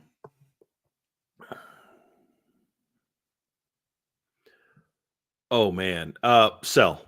And here's why I'm going to sell that. Because Heisman voters love tearing apart proven players. And they will pick apart his game like crazy now that he's broken out the way he has. They'll pick his game apart like crazy in favor of some new flash-in-the-pan quarterback. The question wasn't Jeremiah Smith will be deserving of a Heisman. It was he'll win one. I'm going to sell. And it's not about Jeremiah Smith. It's about how voters tend to be that way towards proven established players. That's kind of. You ever notice how a lot of times the Heisman Trophy winners like the shiny new toy type of guy? Oh yeah. It's not like the guy that finally wins it as a senior. You know what I mean? I went back and I looked. We talked about this in one show where it's been 4 out of the last 5 years where the projected winner at the start of the year is not who ends up winning it. Mm-hmm. That's kind of how it is. You go back and nobody expected Joe Burrow to have the season that he had. Right. Nobody expected, Devontae Smith was not a Heisman favorite in 2020, one of the top 3. Trev, you could argue that Travis Hunter is one of the best recent cases of a guy that went into the season with Heisman potential that was getting that. Jaden Daniels, nobody was talking about Jaden Daniels doing what he did the year before. Caleb Williams, who knew, coming over from USC. Bryce Young was a first-year starter, shiny new toy. Devontae Smith, that COVID year was so weird. Joe Burrow, Kyler Murray was a first-year starter. You'd have to probably maybe go back to 2017. I would think maybe Baker kind of had that type of potential. No, I don't know that anybody saw Lamar Jackson's breakout coming. So, in recent years, it's sort of been that shiny new toy, that redshirt freshman that puts up big numbers or whatever the case may be. And the older guys get their games torn apart. Oh, yeah. picked I apart mean, by the media. Yeah. even with Travis Hunter, he was sitting behind to open the season. He was sitting behind Dylan Gabriel, Carson Beck, and Quinn Ewers. Yeah. I mean, even he wasn't like a top 3 favorite to win it this year, which is crazy, by the way. But yeah. Oh, yeah. Buy, sell, hold. Jeremiah Love has a 200-yard rushing game. Yeah. Oh, buy. Yeah. Buy. I'm going to hope by it. I think they rotate their running backs a lot to where it might be different. The closest he got to last year was like 137 with like a really long run in there.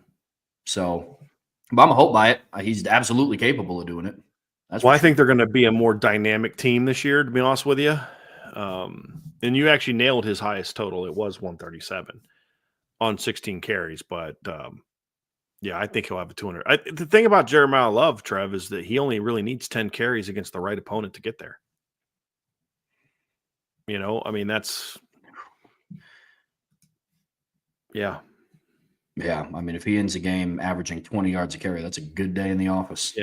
The other thing, too, is they're going to split carries, but I do think that they both get more carries than they got last year because you're not splitting carries with Riley also.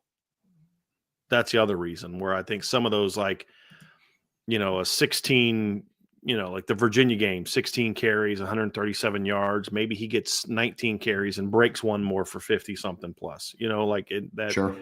Just a little bit more of that type of thing. Where you look at the first half against Purdue, he rushes for 109 yards basically in the first half. Well, maybe he gets 200 in the first half because Riley doesn't also get his 100 in the first. Think that game was so nuts because at halftime, Jeremiah basically had 100 yards. Riley had 100 yards rushing. And Jadarian Price ended the half with a 75-yard touchdown run. That was just nuts. That's a game that Lou Samoji would have loved. Like, he would have loved that one. He'd have loved that one. He'd been halftime looking through record books or writing down records that could potentially be broken from his head. That'd have been a great one. Yeah.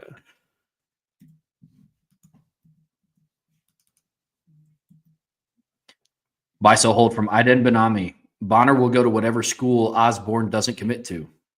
I'm going to sell that. I think Michigan's going to get a really talented back, but I don't think it's going to be Bonner. I think I won't be shocked if he ends up staying kind of more out west.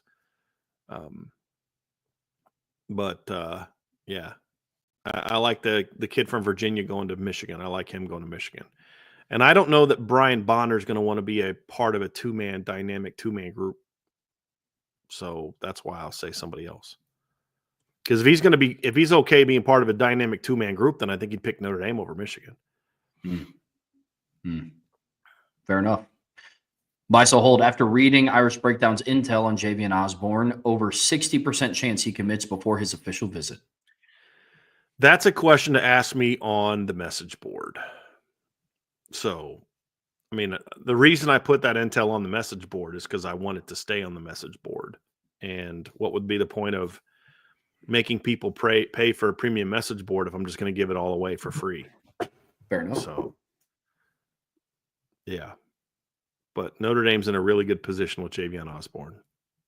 Really good position. Buy, sell, hold. Vince will make a big show before the end of May. Buy. I mean, he's going to be on the post-game show for the Blue Gold game, so absolutely buy. Yeah. I buy it as well. Buy, sell, hold. Notre Dame will have over 3 D linemen from North Carolina in the 2026 class. Over 3? No, sell. They may have 3. Right? You know, they may get like Rodney Dunham, Ebenezer Ewutati, and then Drake Quinn. I mean, not Drake Quinn, but there's another the kid that Xavion Griffin Haynes, who's from North Carolina visiting this week. Maybe they get all 3 of them. They're not going to get a 4th off defensive lineman from there because I don't think they're going to also get Noah Clark. I mean, they'd have to literally land every single kid they have a shot at right now from North Carolina to get over 3. I think they'll get over 3 linemen, you know, because they got a shot to get the offensive lineman at Kenny Boku, but no, not defense. Yeah. And then another buy sell hold from Iden. Notre Dame will have back-to-back 1,000-yard rushers the next 2 years. Yeah, I just think 1,000-yard running backs are just going to become the norm for Notre Dame moving forward. Yeah. That's an easy buy. Yep. Especially because they're playing 14, 15 games a lot of years, Trev, too. Yeah. Yep. Well, I mean, even before they were doing that, like that was kind of the norm. I mean, even two of the guys that hadn't in recent memory, like a guy like Tony Jones and Dexter Williams, they didn't play the full season.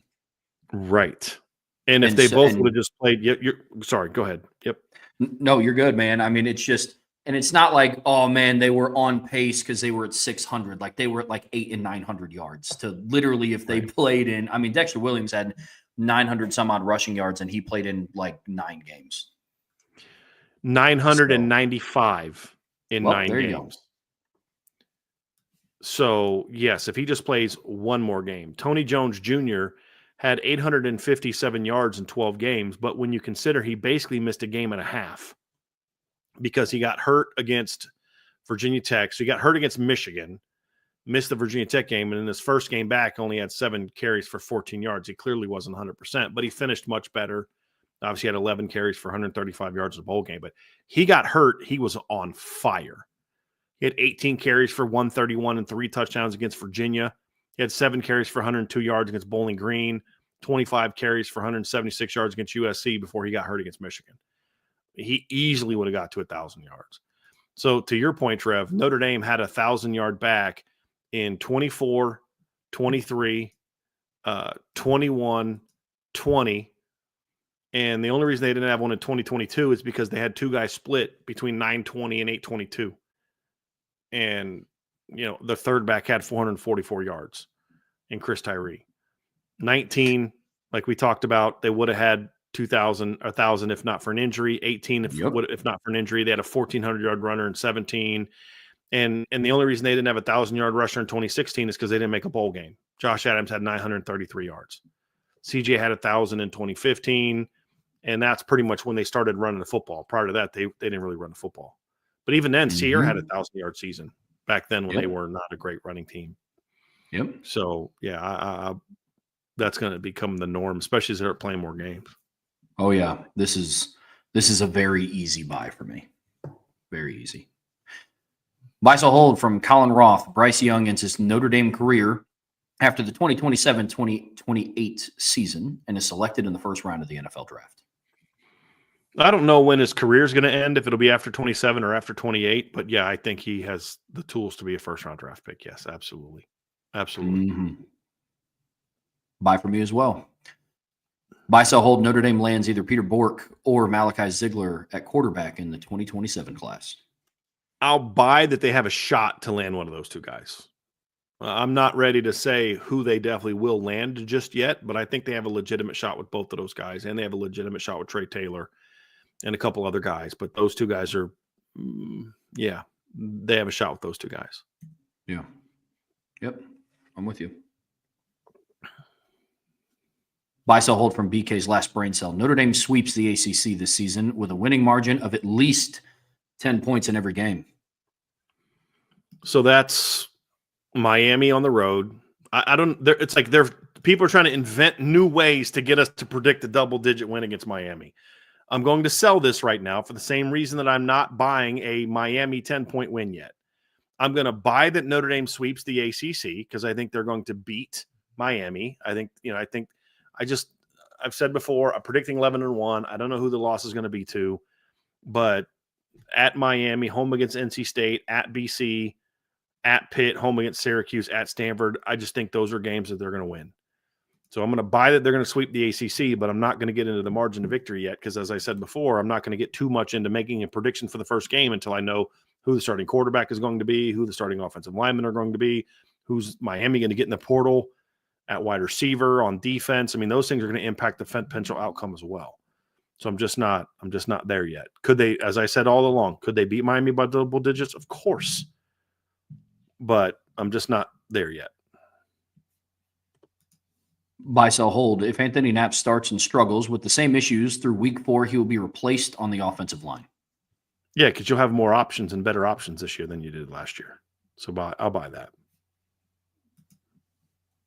I hope we never have to figure that out for multiple reasons. Either A, he doesn't start at left tackle, or B, if he does, he plays really well.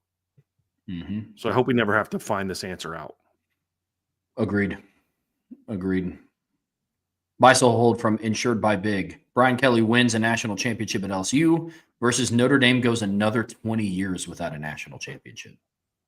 Well, I mean, there's a better chance Notre Dame goes another 20 years without a title than Brian Kelly wins a title at LSU. I think neither's likely, but the one thing I'm pretty certain of is the first one. Oh, I took this as like, which would I rather have? No, I mean, it's a buy, sell, hold. So, yeah, I mean, I buy that one's more likely. But which one I'd rather have? And it doesn't tell me that the option is Brian Kelly wins a title and so does Notre Dame. If Brian Kelly wins a title and Notre Dame does too, I don't really give a crap what Brian Kelly does. So, but yeah, I think there's very, very, very little chance of that happening. So yeah. Yep. Yeah. But I'm not going to root against Brian Kelly if it guarantees Notre Dame doesn't win. That's silly. I'm not one of those people. My hate for him isn't greater than my love for Notre Dame. Agreed. Yeah. Any scenario where Notre Dame doesn't go another 20 years without a national championship, I'm in favor of. Like, I just want them to win a national championship. Yeah, exactly. Exactly. Buy, sell, hold from Insured by Big. Biggest fears. 1, being trapped in a box with spiders and roaches for 30 minutes. Being trapped in a box with leeches and snakes for 30 minutes. Or 3, being trapped in a small clear box underground for 30 minutes. I buy all 3 of them. I mean, they all sound horrible. These sound like conversations you said with my buddy Cam Wadley back when we were in high school. What would you rather do, this or this? I'm like, well, both pretty terrible. So yeah, I'll buy all of them as being pretty awful situations. I would say the 3 would be my least fear situation, is because I feel like that would at least give me a shot to get out, without animals trying to eat me. So hard pass on all those. But yeah, I buy them all as fears. I'll sell them all as things I want to experience. We're just going to quickly move on from that one, man. Buy, sell, hold from BK's personal chef. One of Jalen Snead or Bryce Young has the highest NFL ceiling of any player on the current Notre Dame defense. Players who are on the roster and at campus practicing during the spring if the light turns on. Sell, and that's no shot on Jalen Snead, but I mean, Boubacar Traore and Leonard Moore both have higher NFL ceilings. If Jalen Snead becomes the player that I thought he could be coming out of high school, he's still not as high of a NFL ceiling or college ceiling even as the others, because in the NFL he's still, linebacker still not as premium a position as corner and defensive end. And I just don't think his upside is as great as Boubacar, Bryce, and Leonard Moore. So I'll sell that. Yeah. Yep, I agree.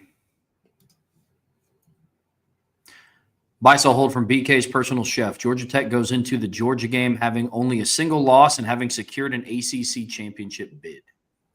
That is gutsy prediction. Let me go look and see what Georgia Tech's schedule looks like. If I remember correctly, it's tough again this year.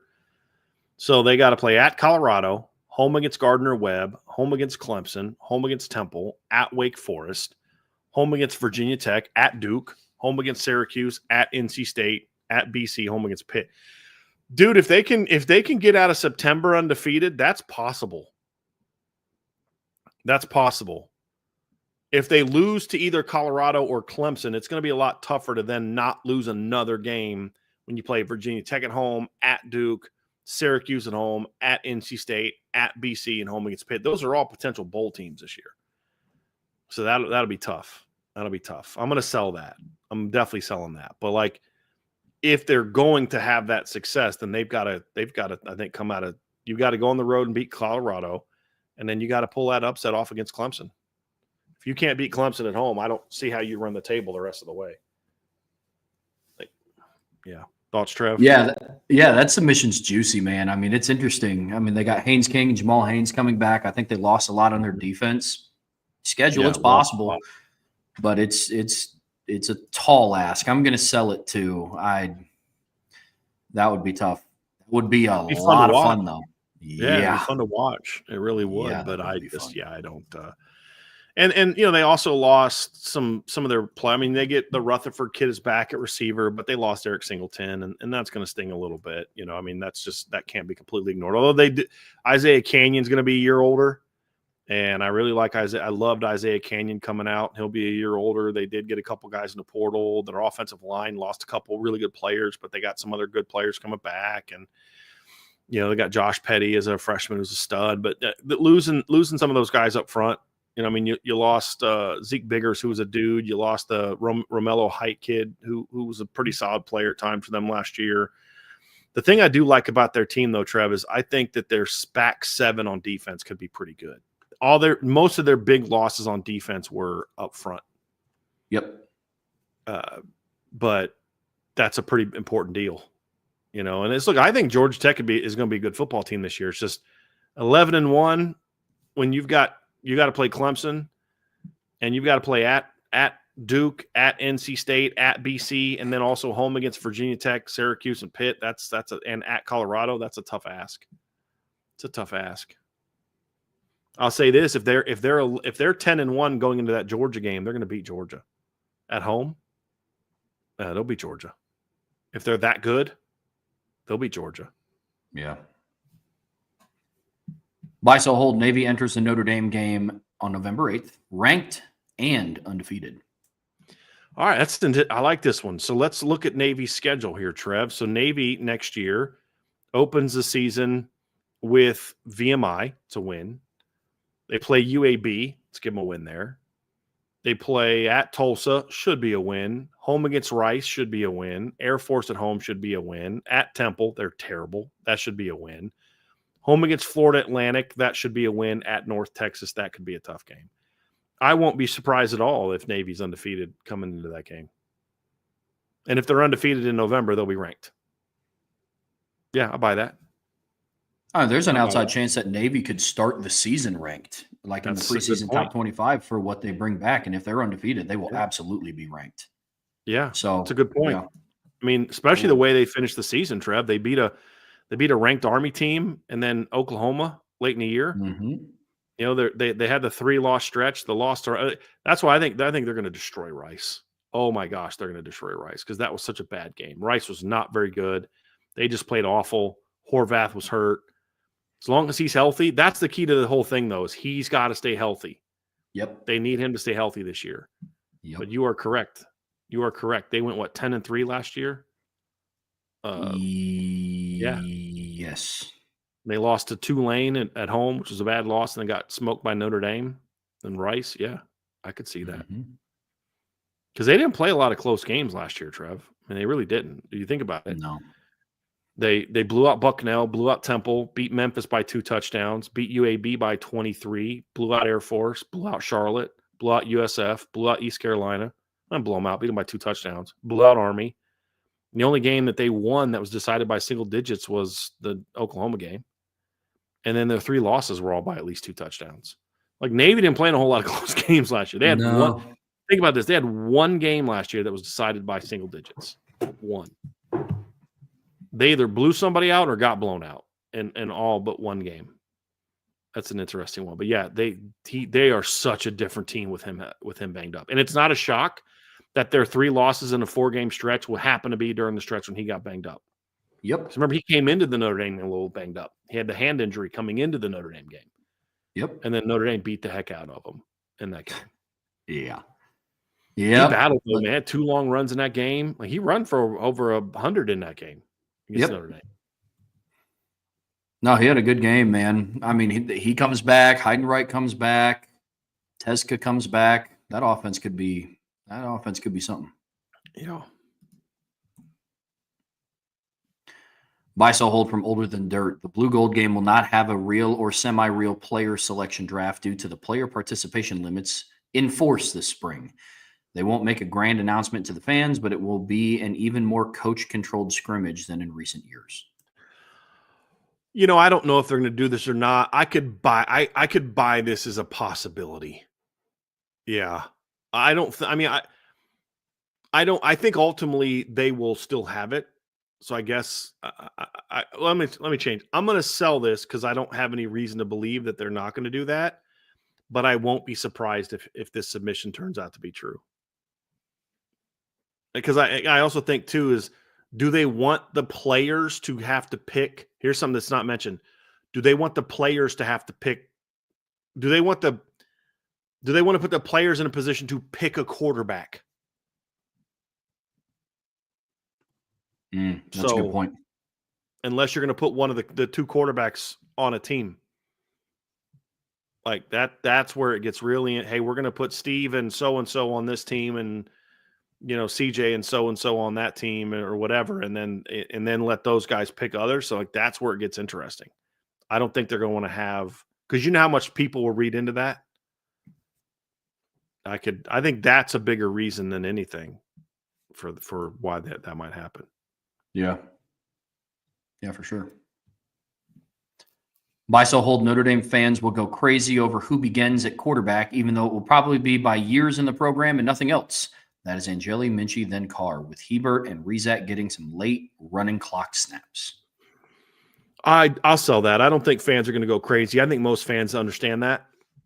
And I don't think most fans are going to take too much out of that. I think where fans are going to go crazy one direction or another is how the quarterbacks play in the Blue Hole game. Like if somebody plays really well or really poorly, I think that's what people will go nuts over, more so than who starts. Yeah. Yep, agreed. Buy, sell, hold from We Are Notre Dame. Tyler Buchner will some way, somehow end up in the quarterback position for 2025. If we're referring to him just playing quarterback and being on the roster quarterback, I buy that. If we're talking about like him being the starter, then I'd sell that. But I don't. That's not how I took the question. I think Tyler Buchner will end up back at quarterback for depth. Yeah. Fair enough. Yeah, I mean, to be completely honest, I'm a hope sell it just because I don't want any of the current quarterback room to leave. But I understand the move being a smart one if he's needed. Sure. But I'm not a stranger to the fact that depending on who gets named starter of what, I'm not a stranger to the fact that the room will just be 100% like it was today. So I'm torn on that, Trev. Hear me out. I don't want any of the quarterbacks to leave for Notre Dame. For Notre Dame's purposes, I want them all to stay. But I also think they're all three awesome kids. And I'd like to see all of them get a chance to be starting college quarterbacks. So then the question is when? That would be the question. But yeah, I'm a little torn on that. Because like part of me, like let's say CJ Carr beats out Kenny Minchie. I would love it if Kenny stayed. Selfishly. But I also would love to be able to watch Kenny go out and spin it for somebody. And, sure. like that's the challenge. I still say, man, I pray for the day that we see Steve Angeli in a Rutgers uniform. I'm being dead serious. I'm not taking a shot at the guy. Like, I'd love to see Greg Schiano get a quarterback like Steve Angeli. I think that'd be great for that program and great for college football. I don't want to see all three of those kids spend their entire careers, sitting on the or if some of those guys beats out CJ. That's kind of how I look at it. I think they all have a shot to be starting quarterbacks in college football somewhere. So I'm torn on that. But then, of course, I'm back to, but as a Notre Dame fan, I don't want any of them to leave. Right. It's a tough one. It is, man. I mean, and then with Tyler Buchner's move back to quarterback, if it's for depth, then I think two people leave. If only one of them leaves, I don't see the need to move him back to quarterback, if I'm just being completely honest. But in a scenario where Tyler Buchner moves back to quarterback, to me, that means two people left, and I don't love that. So that's where I'm at with that one. Buy, sell, hold. The NCAA will allow football players at least 5 years of eligibility starting in 2025. Starting in 2025, sell. I think that's eventually going to happen. I just think the NCAA, the whole system that we know, is just being destroyed. So, yeah, and they're just not fighting anything anymore. Except you can't go scrimmage somebody. That's when we're putting our foot down. I mean, it's like Mike Gundy's comment today was both like I liked it and hated it all at the same time. Mike Gundy goes, well, because he wants to scrimmage Oklahoma. He's like, well, what's the NCAA going to do if we just did it anyway? What are they going to do? And like, well, they may do this, but then the schools would just sue them and the NCAA would lose because they lose everything. Whether I've said this before, I hate the NCAA with a burning passion inside of me, but that doesn't mean they should lose every single case because I dislike them. The case should be decided on the merits and the law, not I want to be pro player. But if the pro player argument is not with the merits, not with the law, then you shouldn't be pro player. You should be pro law and order in that particular instance. And that's not what's happening right now. Like the one idiot judge that was like, basically it's like there should be no eligibility because by having eligibility, you hurt their ability to make. So what are we going to just have players be in college for 10 years if they're not good enough to go to the NFL? They can stay in college for 10 years, you moron. It just whatever. It's sad. I hate what's happening to the game. And I'm not one of those people like, I wish it was like it was 20 years ago. No, because what happened 20 years ago is what led to this nonsense. Does Ed O'Bannon sue the NCAA if they were allowed to get paid to be on the EA Sports game back in the day like they are now? Probably not. Somebody might have eventually done something. But had you stepped up and done things the right way, we're not where we are right now. So I don't want it to go back to what it was 20 years ago either. I like the purity of the game with the facade of what we thought the game was 20, 30 years ago. But the game wasn't that. I mean, guys were getting paid under the table for years. I don't think we need to go back to that era. I'm all for players getting a piece of the pie. I just think the way we're doing it now is ridiculous. I didn't like the old transfer system, but it's way better than what we have now. Because we're no longer actually looking out for young people anymore. With some of the stuff that we do. We're not. But who's going to be the defender of that cause? Kirby Smart? He doesn't give a crap about players either. Hence the reason he's got more arrests than wins in the last 2 years. Because he doesn't give a crap about. He cares about winning football games. It's two bad sides. Like I'm not someone who believes there's a good side and a bad side in every war or every battle. Sometimes I think it's like, no, they're both pretty awful. Well, you just got to pick the lesser of two evils. No, I don't. They both suck. Neither of them are right. Neither of them should win right now. So, it's unfortunate. Yeah, it really is.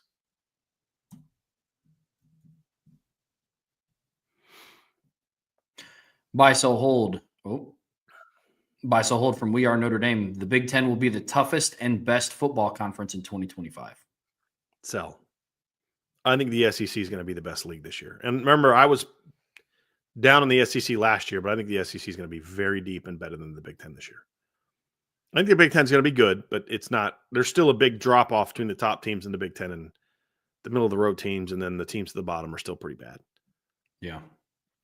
Like there's nobody in the Big Ten that I think can be as bad as like Northwestern. So, yeah. Fair. Yeah, totally fair. I'm with you. Buy, sell, hold. The defense will win the blue and gold scrimmage Saturday. I don't know what the format. I don't know if he means the jersey scrimmage on Saturday. I don't know that they're going to have a jersey scrimmage on Saturday. We don't know that. There's some assumptions that we will, but I don't. It could just be an open practice. I honestly don't know what that's going to be. So, yeah. Yeah, and if it is the blue gold game, I mean, it hasn't been like offense v defense in a while. It's always been team blue versus team gold. So I guess, if it is the jersey scrimmage, then okay. Then okay. I mean, I could see that. Yeah. I want to push back on something too. Jason Rose just said, he said the NCAA isn't to blame for this NIL transfer portal. That's on Congress. Congress passed those. First of all, it's not on Congress. It's on the courts from what you're saying. Number two, it is on the NCAA. That's what I'm saying. Like, stop trying to pick winners and losers. They both suck. And the reality is, had the NCAA not been so greedy for so long, like guys, they started making big money on TV deals back in the 80s. And like, think about the things that like they wouldn't let Jeremy Bloom play college football because he made money as a skier. They wouldn't let that kicker from UCF make money or kick anymore because he was making money off of his YouTube channel. Like, think of some of the absurd things that the NCAA has done. There was no rule that said you had to pay for the entire cost of attendance. This notion that a college education has no value is nonsense, because my thing is, how would players and lawyers respond and agents respond if the NCAA said, okay, cool, we are going to start paying you money, but you now have to pay your own tuition. You now have to pay for all your uniforms. You now have to pay for all your equipment. You now have to pay for your jerseys and your helmets. And you have to start paying for things like Division III schools have to pay for. Our kids had to buy their own helmets, own cleats, had to buy their own jerseys, their own gloves, things like that. Okay, well, that's not fair. Okay, so then there is a monetary value to put on that. However, if you're a kid from Ohio going to Ohio State, that's what, worth $10,000 a year, $15,000 a year? Even if you're going to Notre Dame, it's worth what, $65,000, $70,000 a year for a guy that's part of a $1 billion entity? Right? Like, no, their greed got us to where these court cases started to go in their favor, where there was a national sympathy for them to win these court cases. It was a pushback against their greed. So yes, they are at fault, as are the lawyers that are involved in this process now, the athletic directors that say, we want rules. Well, hold on a second, but not rules where you punish us, because now we're going to sue you and take you to court because we broke the rules and now we're going to sue you. So every side of this is wrong right now. And that's what gives me such little hope that it's going to get fixed, because nobody's offering good solutions. Everybody's saying, well, what's best for me and mine? The lawyers involved in well, we should have collective bargaining. You don't care about collective bargaining because that's what's good for the players. You care about collective bargaining because you want your group to be the ones negotiating on behalf of the college football players, which means millions and millions and millions of dollars in your pocket. I want to talk to the lawyer who says, I'm going to do this for free. I'm a former player. I'm going to do this for free. I'm doing okay. Then I might for a second believe that you actually have some altruistic views. But that's the thing, is like, no, this is on the NCAA. But saying that doesn't mean you absolve the other sides. Also, they're all at fault. The transfer portal is a big problem. The reason we got here now is because the NCAA had such stupid rules before, where Justin Fields could make an accusation about something that may have very well been true, but he's allowed to get immediate eligibility at Ohio State. But a kid who's genuinely going closer to home because his mom is dying doesn't get eligibility restored. Alohi Gilman doesn't get immediate eligibility. He doesn't get an extra year from the NCAA, but this guy does, based on what? Your feelings? So it was a completely broken system on both sides. We've overcorrected way too far over here. But it all goes back to the root cause. The beginning, the foundation of this was the greed of the NCAA, school presidents, and school leadership that didn't want to allow the players to get a piece of their pie. And Congress protected them to a degree, and the courts protected them to a degree. And then once that protection went away, the whole thing came crumbling down. They're all at fault for this. They're all at fault.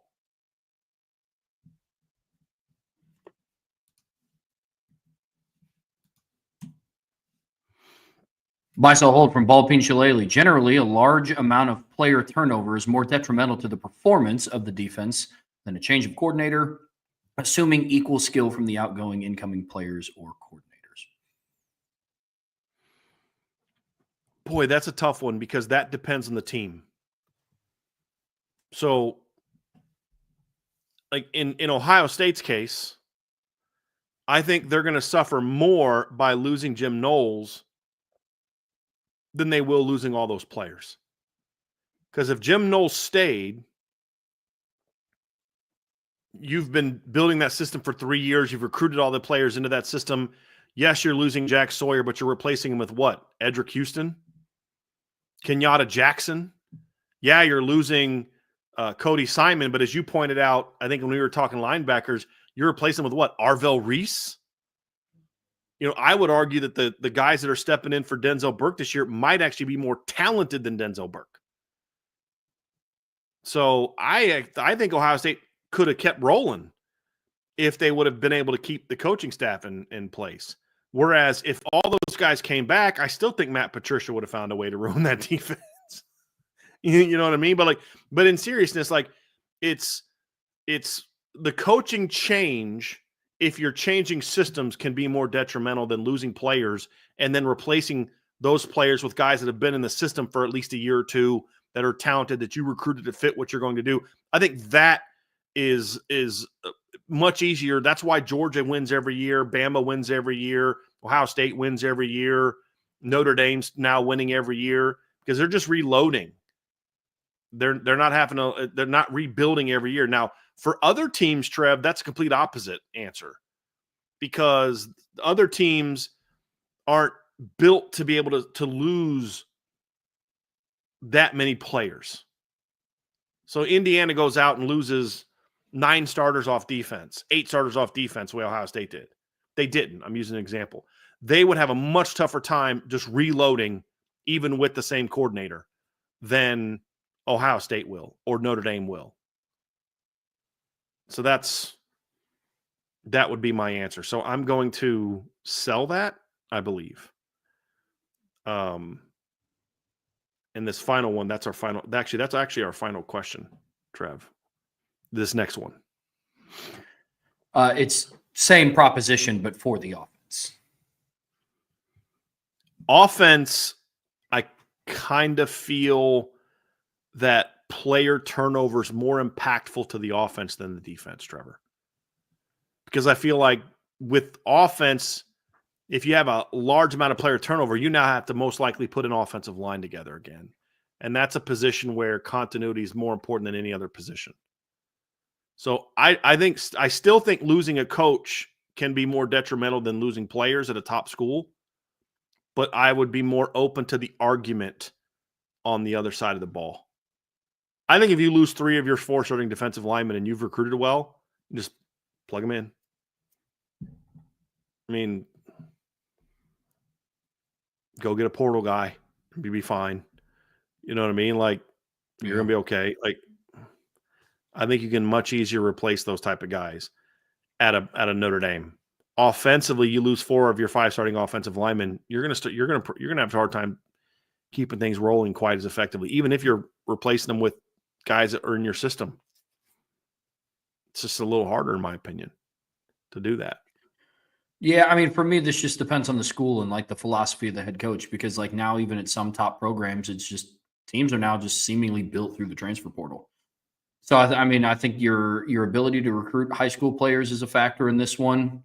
But I mean, we've seen teams have the same offensive coordinator, but that just completely rebuild their roster through the transfer portal, and they're not as good because it's just there's no continuity there. And so for me, I would say in general, blanket statement at the college level, I think it is harder to replace a coordinator and remain at that same level than it is for players. But some of that does depend on how well you recruit at the high school level. And I feel that way for offense and defense. So that's where I'm at with it, man. That is where I am at. Trev, that's going to do it for the show. But before we do kind of get out of here of that, we did have a super chat that I wanted to pull up here from our guy, Anthony Solomon. He said, thanks to Salty for his contribution and to Trevor and Brian for their input. I thought I clicked on that to bring it up. So that's from Anthony Solomon. Anthony, thank you, man, very, very, very, very much. So, Trev, that's going to do it, man. Why don't you go and take us out of here? Once again, another great week of submissions. Brian and I will be back tomorrow at 1 p.m. to continually bring you guys off-season coverage. Is IB Nation Sports Talk going live tonight at 5? Okay, cool. Well, so. Awesome. Another good reason to have that notification bell starred. But listen, folks, before you get out of here, please be sure to hit that like button, hit that subscribe button, hit that notification bell, and share this podcast with your friends and family, whoever loves Notre Dame and college football as much as you do. Whatever streaming platform that you watch this on, we greatly appreciate a 5-star review. But as always, the best way to support what we do here is subscribe to the premium message board. You see it scrolling down there at the bottom of the screen. Subscribe to the premium message boards at boards.irishbreakdown.com. A lot of the topics that we discussed today are currently ongoing on the message boards. People even took some of the conversations that were on the message boards and turned them into buy, sell, hold questions. So get in front of the game. Make sure that you check out the premium message boards and visit the Champions Lounge at boards.irishbreakdown.com. Until tomorrow at 1 p.m., that's Brian. I'm Trevor. We will see you back here very soon on the Irish Breakdown Podcast.